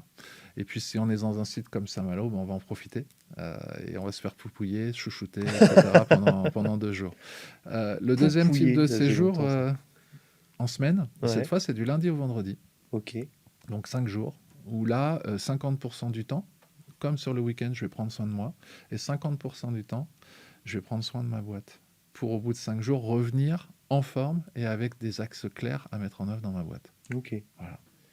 Les séjours d'oxygénation, moi j'ai fait un parallèle direct avec la nature, etc. Du coup, ça me fait penser à Christophe Rioux, qui est passé que je sur ce connais bien. podcast. Il intervient à Tiers-Été? Pas du tout. Pas du tout. Non, Christophe, on s'est rencontrés, il fait partie du réseau MCC. C'est un coach professionnel comme moi. qui a une approche complémentaire où Ouais. à un moment donné, il va aussi permettre aux personnes de vraiment cette immersion dans la nature après un parcours vachement important en fait quand même qu'il a eu et où là, il va permettre au fil des pas aux personnes d'en rencontrer d'autres, de se réancrer et puis de se retrouver vraiment. Ouais, Elle est originale, son approche, moi j'aime bien. ouais, ouais. Ils sont deux, trois dans mon réseau à l'échelon national qui font ce travail-là. C'est hyper puissant. Ce qui est sûr, c'est que la question de pouvoir lâcher autrement, Mm. c'est un vrai enjeu, que Mm. ce soit sur un séjour d'oxygénation, dans un moment avec Christophe, ou d'autres aujourd'hui qui nous proposent des moments comme cela. Nous, on va essayer, pareil, d'avoir une diversité d'acteurs et de leviers. Moi, quelqu'un me dirait, écoute, j'ai vraiment besoin, j'ai envie de marcher, etc. Oui, je vais plutôt les envoyer vers Christophe que recréer un séjour à l'identique. Enfin, aucun intérêt sur ce volet-là. Les séjours tels qu'on va les imaginer, on va avoir à l'avenir des séjours très sportifs. Parce qu'on a des personnes qui ont besoin de taper dedans, ça tombe bien, on a des équipes pour le faire. D'autres qui vont avoir besoin d'avancer sur vraiment le rééquilibrage complet. On parlait alimentation, sommeil, etc. Donc là, on va bosser avec des acteurs sur ce registre-là. On va avoir des gros séjours bien-être. Là, par exemple, sur Caen, on a une de nos partenaires aussi, Karine, qui pilote Cryo d'Anjou à Caen. Oui, je vois ce que c'est, ouais. Qui va être avec nous aussi, ce registre-là, et d'autres. On a quelques surprises qui arrivent qui vont être très sympas. On va faire des ateliers cuisine ensemble. Ok. Ouais, ça va vraiment être chouette. Ok. La suite arrive. À suivre sur les réseaux. Solliciter la mise en place d'une conférence. Ouais, on a créé une conférence il y a quelques temps. On nous a invités dans le réseau CRCC. Ça te parle, CRCC? Non. C'est le réseau régional des commissaires aux comptes. Ok. Et c'était il y a 2 ans déjà, ça. On nous a demandé une conférence sur l'enjeu de prendre soin de soi et pour pouvoir piloter sereinement. Et on s'est dit, ok, on a créé la conférence, ouvrons-la à d'autres, en fait. Ouais. Donc aujourd'hui, cette conférence, elle est accessible. Ça veut dire que demain, vous êtes une structure associative, un réseau. Vous pouvez nous contacter. On peut venir à la rencontre de dirigeants, d'acteurs et de pouvoir, à un moment donné, non pas vous dire quelles sont... quelle est la recette pour piloter sereinement, parce que s'il y avait une recette, on aurait déjà finalisé un bouquin, mais on va leur proposer 10 clés. 10 clés qui sont des prétextes à rentrer en interaction. C'est une conférence qui se veut vraiment interactive et qui vont permettre aux dirigeants de cheminer au fil de la conférence qui dure à peu près 1h30. Ok, donc c'est une conférence en petit comité quand même. Pas obligatoirement. Non, ça va dépendre. Je peux aller chercher des gens dans une salle. Ouais.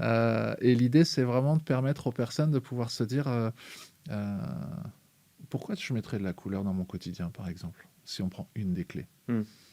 Aujourd'hui, et si je voyais la vie en rose, si j'acceptais de voir le jaune d'abord, si on allume aujourd'hui une télé, là, je ne sais pas si c'était la chaîne, mais on va entendre parler du meurtre des voitures qui se sont entreposées, de cette catastrophe économique qui est la nôtre aujourd'hui, alors qu'on a encore fait un point à la CCI dernièrement. L'année 2024, à loin, n'a pas été une catastrophe économique, malgré ce qu'on essaie de nous dire, et 2025 pourrait être une année dans la même dynamique, si on enlève le négatif. Le négatif. et quand on se dit ça, c'est...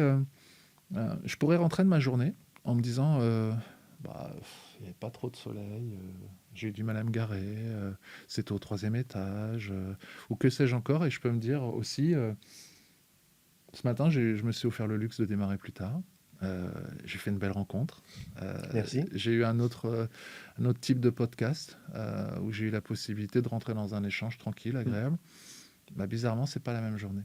Même si je pourrais rajouter à la fin de ça, pour autant, de fait, je vais avoir des choses un peu plus compliquées à faire dans ma journée, etc. Mais c'est la vie. Le verre à moitié plein, quoi. Et si on parlait un peu plus du verre à moitié plein, je pense que, je disais tout à l'heure, responsabilité d'être des ambassadeurs de la paix et responsabilité de regarder le monde vraiment tel qu'il est. Moi, je suis convaincu qu'il est d'abord beau. Je suis convaincu que... aujourd'hui, sur la frontière israélo-palestinienne, il y a des belles personnes des deux côtés. Voilà. Et j'ai pas du tout envie qu'on pilonne un côté plus qu'un autre. Et on pourrait aller voir sur d'autres frontières. Je pense qu'on est citoyen du monde au quotidien. Donc, à force de regarder en gris, au bout d'un moment, on va provoquer du noir. Toi, t'adores les images, c'est un truc. Ouais, j'aime beaucoup. Ouais. C'est plus facile de communiquer comme ça et de faire passer des messages. Si demain on parle de ta boîte, c'est plus facile de parler de ce que tu fais bien, de la satisfaction de tes clients ou de la difficulté à mettre en place un logiciel? Non, je préfère parler de ce que je fais bien. Voilà. En fait, c'est une façon d'accueillir la vie. J'ai pas mal de dirigeants que j'accompagne qui me disent communication digitale, pas simple. Alors, on a pris la décision de travailler très fort avec Stéphane Cassi, que tu dois connaître, Non. qui est sur la communication digitale. C'est un mec en or, Ok. qui est rentré dans la galaxie TierZT il y a quelques temps et qui porte la même chose. C'est-à-dire que et si on était dans des communications un peu moins cérébrées et un peu plus vraies? Ce matin, l'échange qui est le nôtre, c'est mon cœur qui parle, c'est pas mon cerveau qui parle. Là, c'est l'avantage du podcast aussi, c'est Ouais, plus c'est authentique. ça. Et je pense qu'aujourd'hui, les plus belles communications qu'on peut retrouver sur LinkedIn, parce que pour moi, c'est le réseau professionnel aujourd'hui, sont des communications où les gens vont nous embarquer dans leurs aventures. Du storytelling. Ben oui, hier, j'ai finalisé 2 jours de formation à la CCI de Caen, là, avec 4 entrepreneurs sur la gestion du temps et des priorités. Mais j'ai passé un moment profondément humain. Je me suis régalé, en fait. J'ai des personnes qui repartent avec une banane, qui repartent avec l'envie de mettre en place un projet de vie, qui repartent avec l'envie de piloter un planning, non pas un outil, mais un allié. Tu te dis, ça se partage et puis ça se transmet. Et c'est ce qui fait qu'aujourd'hui, il y a des gens qui me disent, écoutez, vous ne me connaissez pas, ça fait 2 ans, 2 ans et demi que je vous suis et je me retrouve. Voilà, c'est chouette, ça veut dire qu'on parle à des personnes qui ont envie d'abord du jaune avant le gris. Mais justement, du coup, tu me disais, on en vient un petit peu à ses associés, parce qu'aujourd'hui, vous êtes 10 et vous allez passer à 12. On aimerait. Ouais. Même si vous êtes, même si tu as si tu as en tête cette volonté d'être un ambassadeur de la paix, on sait que souvent, s'associer, c'est s'ouvrir au conflit. Alors à 10, comment on fait pour gérer une boîte avec 10 associés et être tout le temps en accord et continuer d'avancer? Parce que des fois, déjà, à 3, ça peut se friter. Alors, en fait, à 2, on peut se friter. À 2, déjà, on peut se friter. Déjà, des fois, des personnes toutes seules, mais à 3, tu es à 2 contre 1, voilà, c'est ça. Déjà, des personnes toutes seules, des fois, elles arrivent à se friter elles-mêmes. Quand le projet TierZT s'est développé, très rapidement, en fait, j'ai su que je voulais créer une boîte avec. J'aurais pu monter ma boîte tout seul, j'aurais pu faire une auto-entreprise. Ça ne m'intéressait pas. J'avais envie de créer une team, mais je ne voulais pas de salariés. On pourra en parler si tu veux juste après. Et je voulais d'abord une team stratégie développement. Et en même temps, je voulais garder ma liberté. C'est-à-dire qu'un bon nombre de dirigeants qui, comme toi, m'ont dit « Ouais, j'aimerais bien avoir des associés. » Le premier truc qui arrive derrière, c'est « Par contre, je n'ai pas envie de me prendre la tête. » Bon, nous, on a créé un système, il est simple. Il y a 1400 parts dans la boîte. Chaque associé a 20 parts. Donc, s'ils sont venus, c'est pas pour l'argent. Ils sont venus pour le projet, ils sont venus pour participer, ils sont venus pour accompagner une nécessaire transformation en France, c'est-à-dire remettre le dirigeant à la bonne place dans sa vie déjà et dans son entreprise. C'est-à-dire le dirigeant, il n'est pas là pour pallier à tout et n'importe quoi, et s'il lui reste du temps à s'occuper de lui, le dirigeant, il a la responsabilité de bien prendre soin de lui pour bien prendre soin de sa boîte. Donc c'est ce qui nous réunit tous. Quand on se dit ça, c'est que chacun d'entre eux, ils sont soit retraités pour 2 d'entre eux, et je t'en parlerai juste après, soit ils ont leur propre boîte. Donc ce sont aussi des dirigeants. Ils ont tous une expérience de pilotage. Ouais, c'est important. Hyper important. Je les ai tous désirés. C'est important ce mot-là. Ouais. Je les ai tous désirés, je les ai tous choisis. Je te parle d'eux. Ah bah bien sûr, vas-y. Commence par, je sais pas, dans l'ordre chronologique, au fur et à mesure qu'ils sont arrivés. Tu veux bien, je vais te parler déjà de Pascal. Tam. Ouais, Pascal Tam. C'est le numéro 2 de la boîte. Pourquoi on dit numéro 2 ? Je vais pas te dire numéro 3, 4 pour les autres. Ouais. Mais si demain il m'arrive un pet, il y a un pilote dans l'avion. Ouais, si l'homme clé s'en va, c'est checké. Pascal, c'est un mec en or. C'est quelqu'un, quand j'ai créé TierZT, je l'ai rencontré par hasard sur les réseaux. J'aurais pu monter ma boîte tout seul, mais j'avais envie de me faire challenger. Et je suis allé chercher une structure dans laquelle il travaillait bénévolement, enfin il intervenait bénévolement. Coup de cœur terrible sur ses pratiques, sa posture, son écoute. Et puis, il m'a accompagné un petit moment et j'ai ressenti vraiment l'envie qu'il intègre la boîte. Il a vécu ça comme un honneur. Il me l'a dit tel quel ce jour-là. Ça fait plusieurs années maintenant qu'il est là.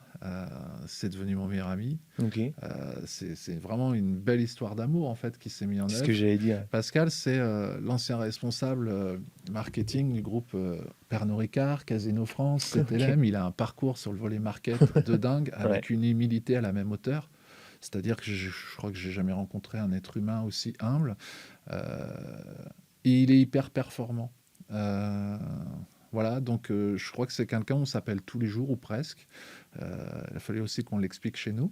Parce qu'on pourrait se dire, mais il a une deuxième vie, ce garçon. Non, il a une deuxième vie professionnelle et amicale. Pascal ne me dira jamais ce que je dois faire dans la boîte. Il me dira toujours ce qu'il me propose qu'on puisse faire dans la boîte. À nouveau, la posture de tiers. Tu vas retrouver dans le désordre Sophie, ma compagne.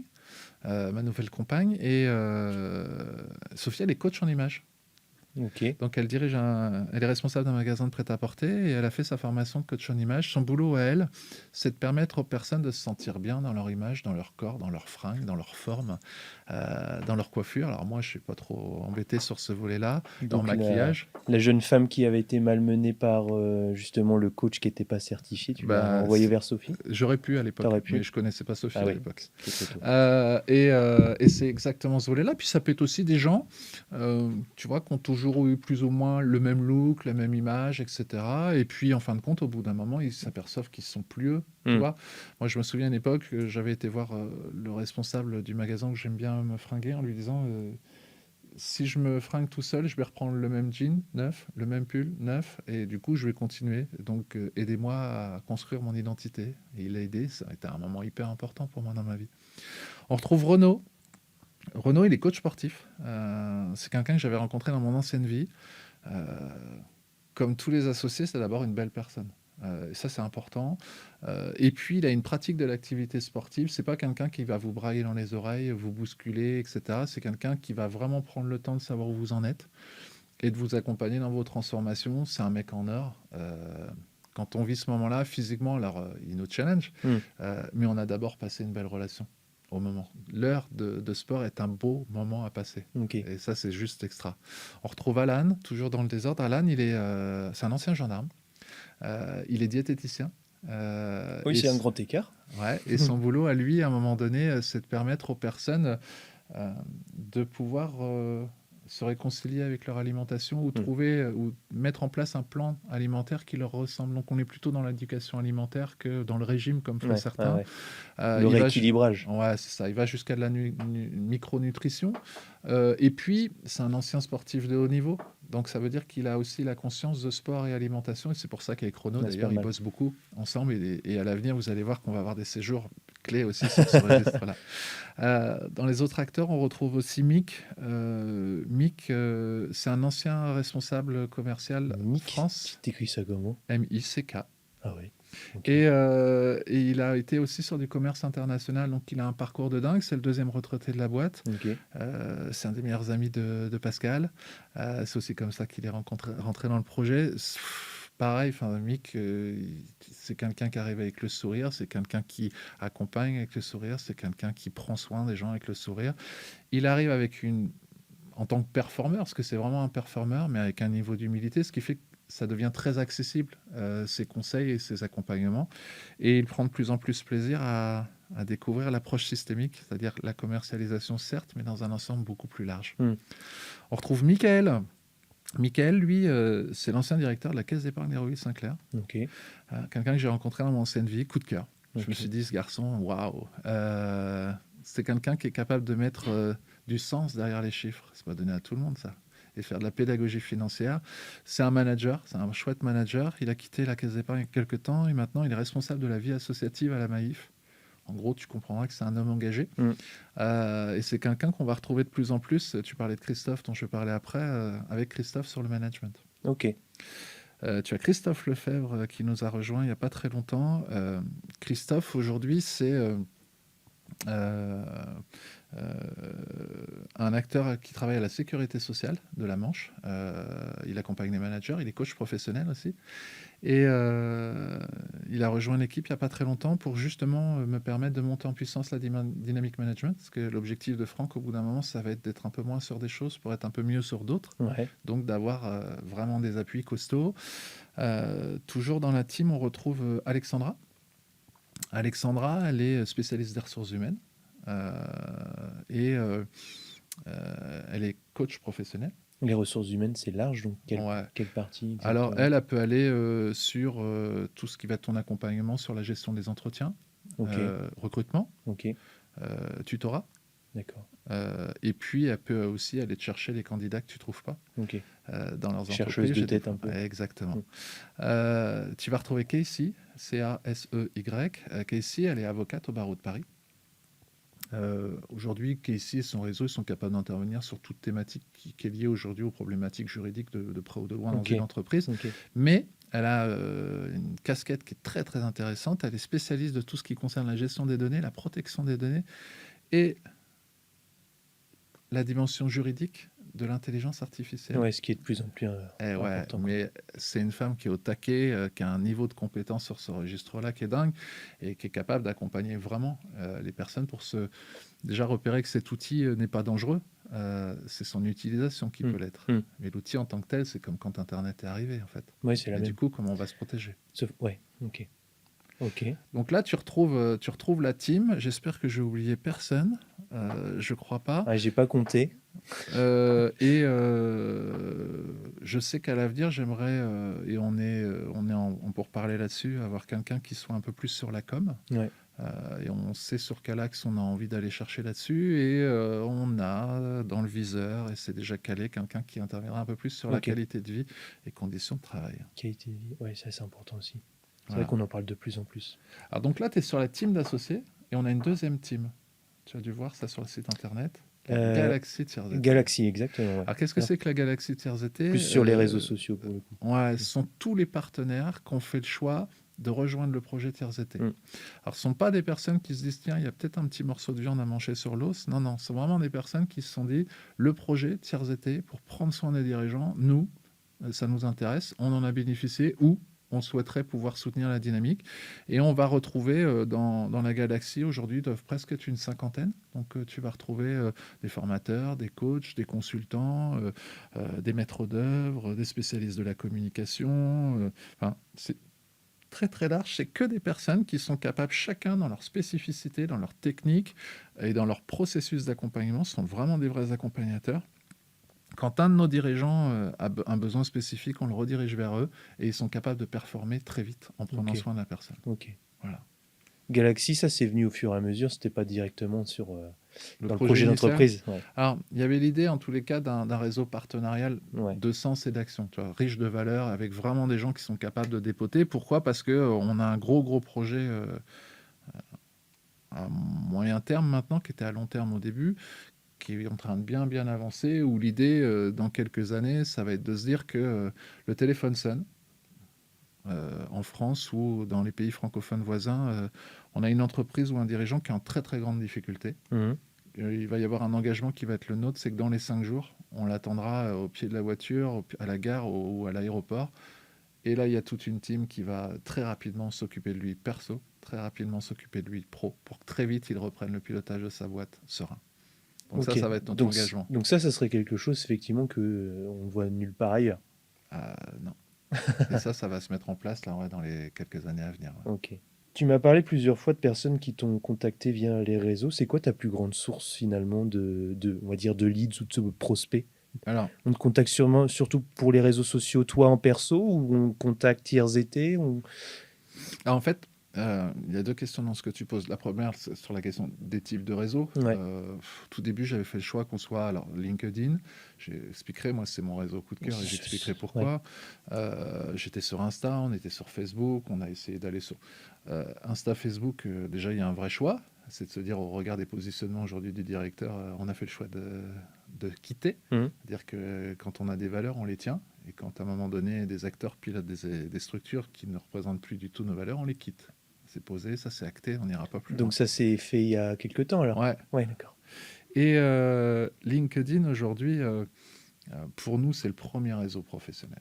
Alors, Oui, il n'y a pas de débat là-dessus. certains vont nous dire il y a un peu de communication Facebook sur LinkedIn ou autre. Oui, il y aura toujours des gens qui ne sont pas complètement OK, mais il y a des super rencontres. Enfin, moi, je veux dire, ça fait bien avant la création de TiersET, je crois un an avant la création de TiersET, j'ai décidé de monter en puissance sur LinkedIn. J'ai fait des rencontres extraordinaires. Tu as des personnes aujourd'hui qui font partie de la galaxie TiersET. Je suis allé les chercher dans la rencontre. Je pense à un monsieur comme Antoine Baron qui est à Lyon, parcours de dingue, qui porte un projet pour permettre aux dirigeants de se réancrer dans leur pilotage en lien avec le fait de prendre soin de la planète, de remettre l'être humain au cœur du projet. Il a écrit le livre « Levons-nous, être dirigeant au XXIe siècle ». C'est vraiment quelqu'un qui m'a embarqué. Il m'a fait la gentillesse de faire partie de la galaxie et quand j'ai besoin, il est là. Ok. Donc ça, c'est chouette. On a beaucoup de rencontres. 60% de notre activité économique vient de LinkedIn. Ok, quand Ça, même. c'est quand même pas rien. Les gens vont plutôt contacter Franck que de contacter c'est TiersET. sûr. En même temps, c'est le propre de LinkedIn. Exactement. Pour donner un ratio pour les personnes qui nous suivent, TiersET, aujourd'hui, on s'approche progressivement des 3000 personnes qui nous suivent.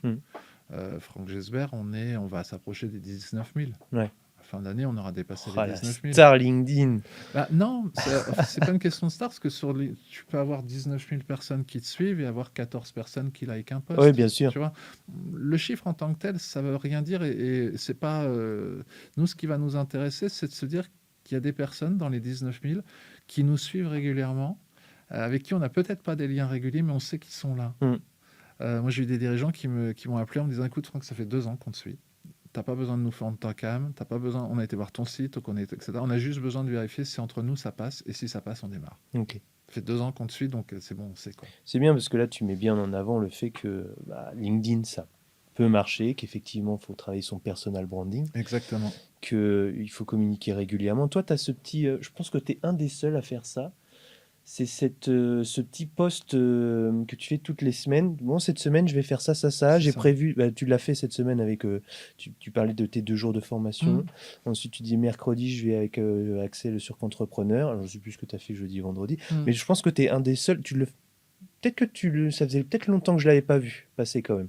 Alors, ça faisait un bon mois et demi là où il n'y avait pas eu ça parce que.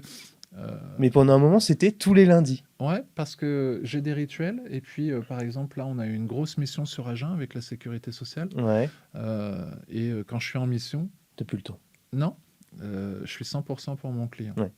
C'est-à-dire que oui, je pourrais faire un post, oui, je pourrais rajouter autre chose, oui, je pourrais passer 3 coups de fil. Oui, non.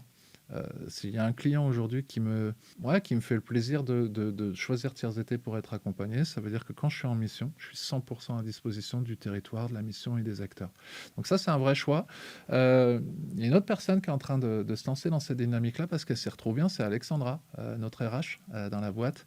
Elle a un super cabinet sur Montauban et de fait, Sacom, elle est en train de monter aussi en puissance sur ce registre-là. Et le choix qu'elle note, c'est de se dire on va embarquer les gens dans notre aventure. C'est-à-dire que moi, je n'ai pas de souci à expliquer aux gens ce que je vais faire cette semaine, au contraire. Mais ça montre un peu la dynamique, ça montre qu'il y a des gens qui vous font confiance et aussi un... C'est ça. Et puis, la diversité des accompagnements. Tu vois, tout à l'heure, tu présentais l'offre de service. On a une offre aujourd'hui, il y a 9 types de services différents. Et on pourrait se dire, ils font tout ça tous les jours. Non. On a des semaines bien riches. Ouais. Jamais la même semaine. On a des semaines, on va être un peu plus sur du coaching, on va être beaucoup sur de l'accompagnement stratégique, on va être sur du bilan entrepreneurial à gogo.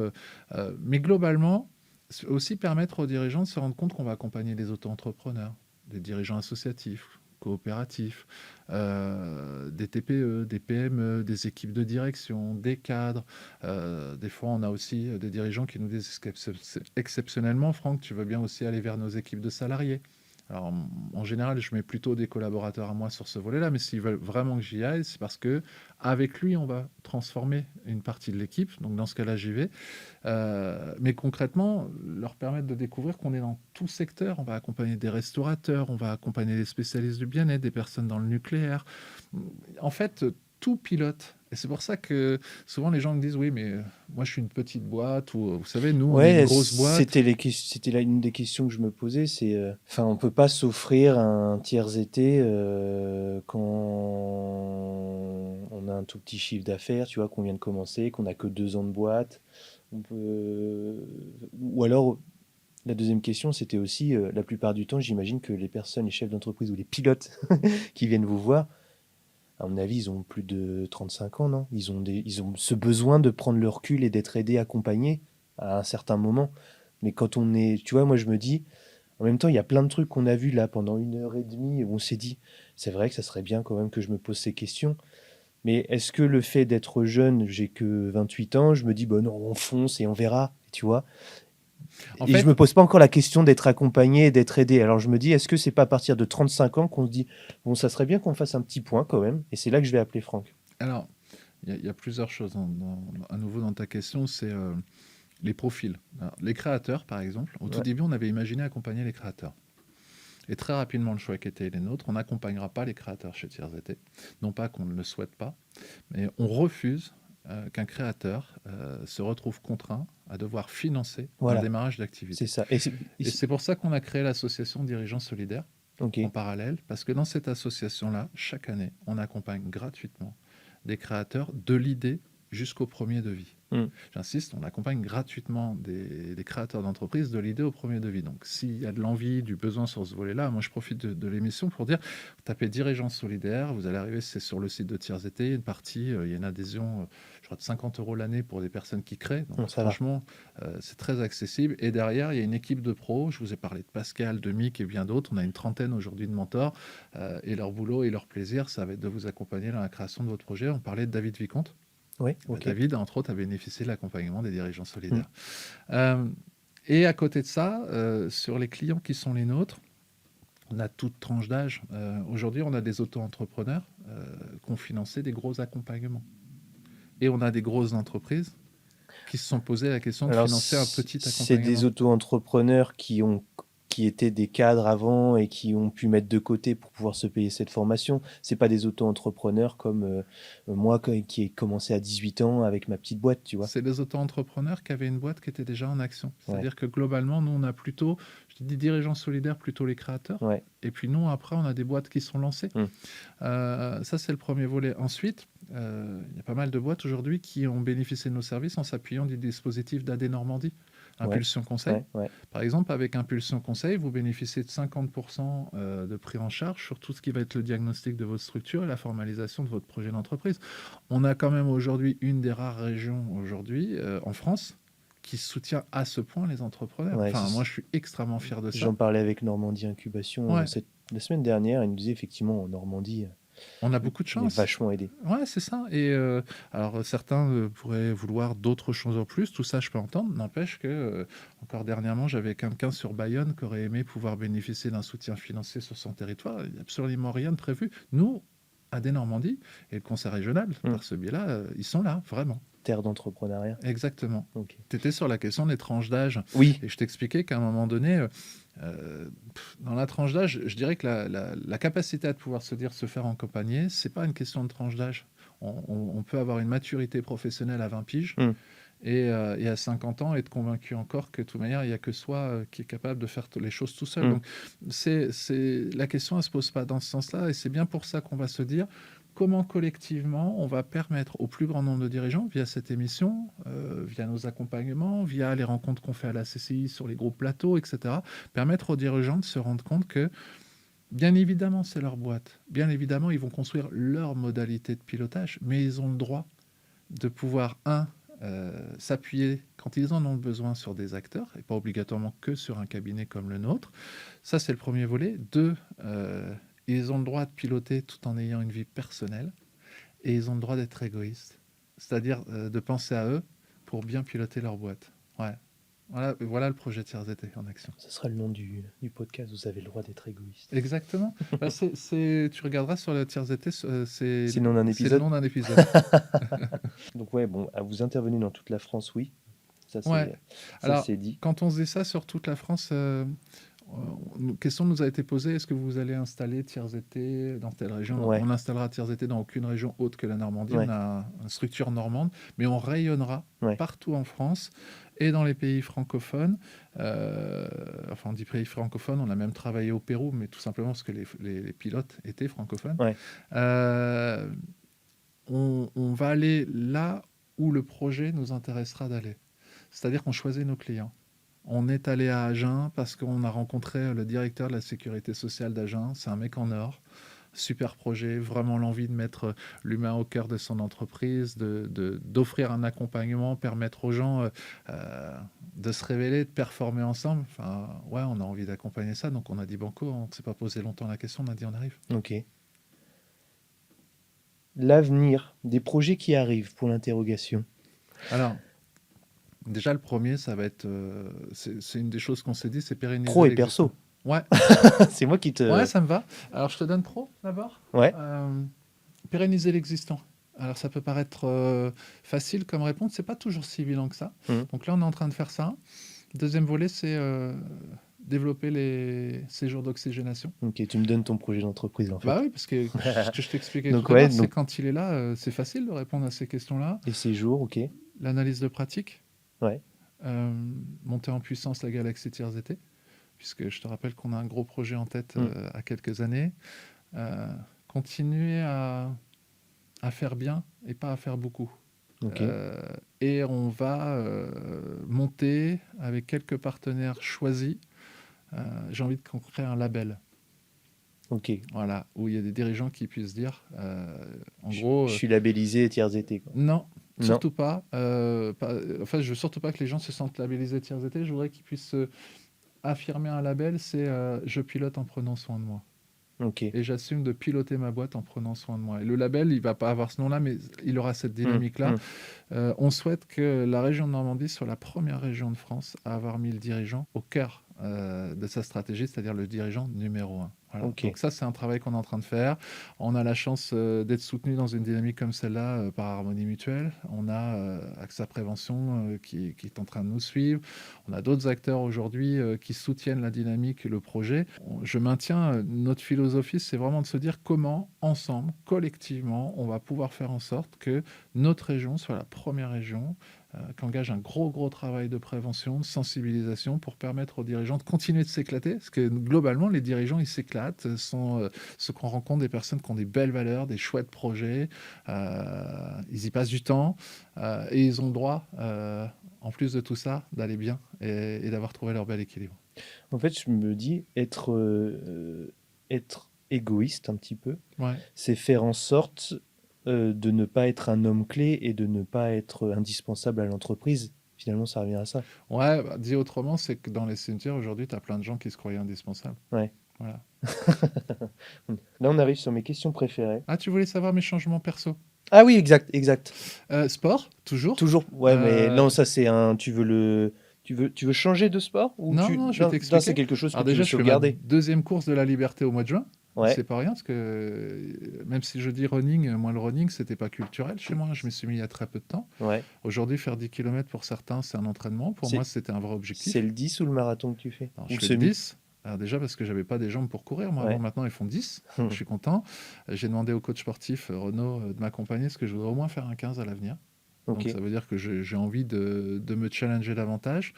Je vais monter là dans les mois à venir sur... ouais, je vais taper un petit peu plus dedans parce que j'ai envie que le corps là, il fasse il franchisse un gap. Alors toi, dans ta tête, courir aujourd'hui et là faire un 10 km, l'objectif c'est quoi? C'est de finir le 10 km où il y a vraiment il y a quand même une logique de performance. Je veux le faire en temps de temps. Alors, plaisir. Ok. Le numéro 1, c'est plaisir. Et d'ailleurs, pour la petite anecdote, on a une team TierZT au départ de la course de la liberté. Ça veut dire que Pascal, notre retraité, on aime bien l'appeler de temps en temps notre petit grabataire, n'empêche que Pascal, il fait ses 10-12 bornes régulièrement. Ouais. Il va être avec nous, Sophie va être là. Il va vous mettre la branlée. Eh ben oui. Renaud, etc. Puis on a 2 clients qui viennent avec nous, Ok. 2 clients coup de cœur qu'on a accompagnés, qui sont que tu pourrais rencontrer dans une émission comme la tienne, parce que très très belle rencontre. Jérôme et Aurélie, des savons d'Aurélie. Oh oui, Extraordinaire. On en a déjà parlé. Un couple fabuleux. Et ils nous font la gentillesse de courir aux couleurs de Tiers Été cette année. Donc on va être une petite dizaine au départ. Donc ça, c'est un sacré challenge. Je te l'ai expliqué, faire un peu de boxe. J'ai envie. Avec Maxime. Ouais. Je vais avoir besoin cette année vraiment de passer un peu plus de temps. J'ai besoin de prendre soin du corps du cinquantenaire. Bah ouais, parce que 50, ça dit des choses et j'ai envie de continuer à me sentir bien dans ma peau. Il y a le musicien qui commence à se dire, et si on reprenait un petit truc. Ouais, et en même temps, je sais que repartir en groupe, c'est recréer une entreprise. Voilà. Donc peut-être me mettre à un autre instrument où je vais pouvoir être solo. Ok. Comme piano, guitare, je sais pas encore. Ouais. Et puis dernier gros projet, c'est passer du 4 roues au 2 roues.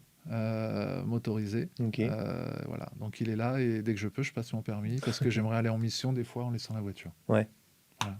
Ok. Tu les as les projets? Non, très bien, très bien. Quel conseil tu te donnerais à toi-même si tu avais l'opportunité de te rencontrer quand tu avais 20 ans? Le premier, à un moment donné, c'est tout n'est pas bataille. Ça serait le premier. Ok. Donc il y a des moments, en gros, des fois, il faut laisser tomber. Ouais. Je pense qu'à un moment donné, dans mon parcours de vie au début, parce qu'il a fallu que je me batte beaucoup, au bout d'un moment, j'intervenais très vite, un peu tout le temps, et puis un peu dans une dynamique tout début de ma carrière, vraiment un peu sauveur, tu sais, chevalier blanc. Ouais. Voilà. Tu voulais aider tout le monde. Ouais, parce que l'injustice était profondément douloureuse. J'ai lâché ça sur ce volet-là. Je vais accompagner vraiment ceux qui en ont vraiment besoin et je vais laisser les autres au bord de la route. Il y a des combats qui ne méritent pas aujourd'hui de l'être. On ne changera pas le président américain. Oui. Voilà. Voilà, de toute façon, je sais. Tu voulais te battre contre quoi là? Non, mais c'est un exemple. Ouais, bien sûr. J'ai oublié la question, excuse-moi. Le conseil que tu te donnerais à toi-même? Alors, tout n'est pas combat. Le deuxième, prends bien soin de toi. Ouais. Si je pouvais éviter l'arrêt cardiaque, si j'avais à refaire, je le ferais. Le troisième, tu vas kiffe à fond ton aventure avec tes enfants. Qu'est-ce que c'est chouette ça.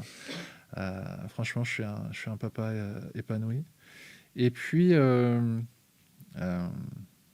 méfie-toi des toxiques. Ok. Voilà. Ok. Petit message. Ouais.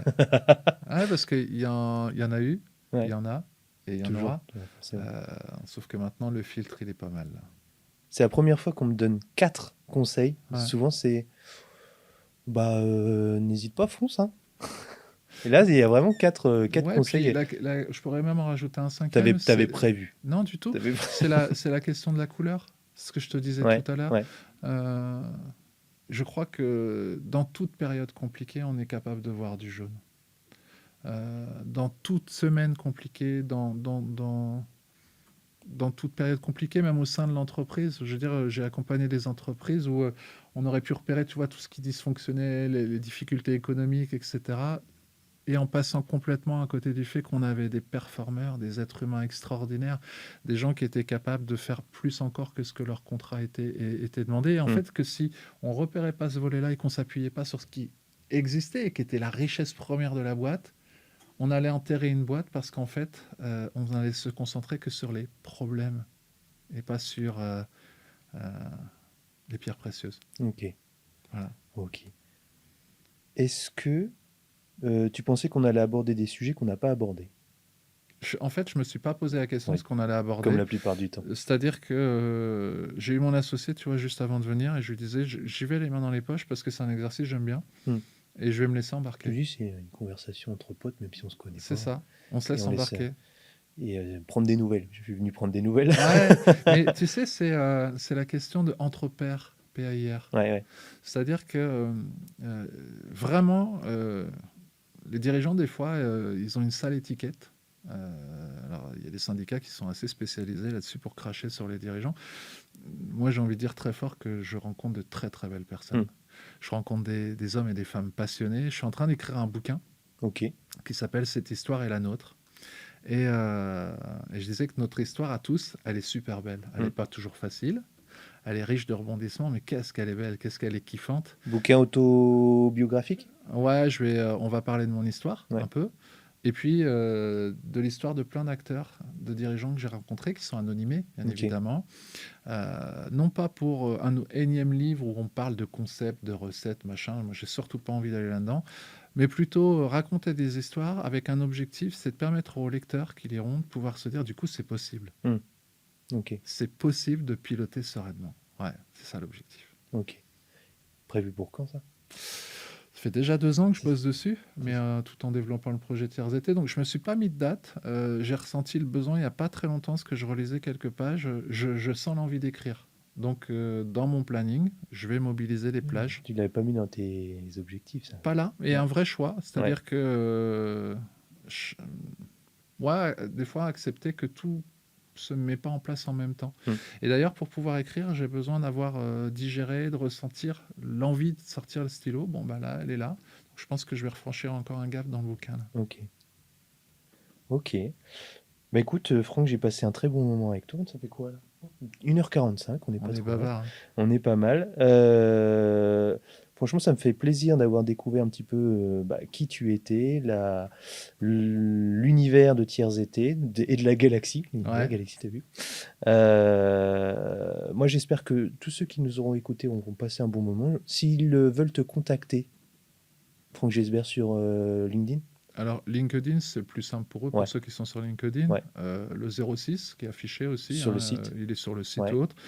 Et puis, leur dire qu'on ne s'appelle pas d'abord pour avoir une presta.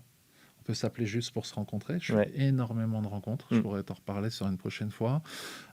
Et puis, on a le droit de venir chercher un conseil. Voilà. Et je trouve que ça, aujourd'hui, on ne se le dit pas suffisamment. Un conseil, ça ne se vend pas d'abord. Ça s'offre. Tu as le choix entre le conseil et la presta, et le conseil, c'est prends une presta.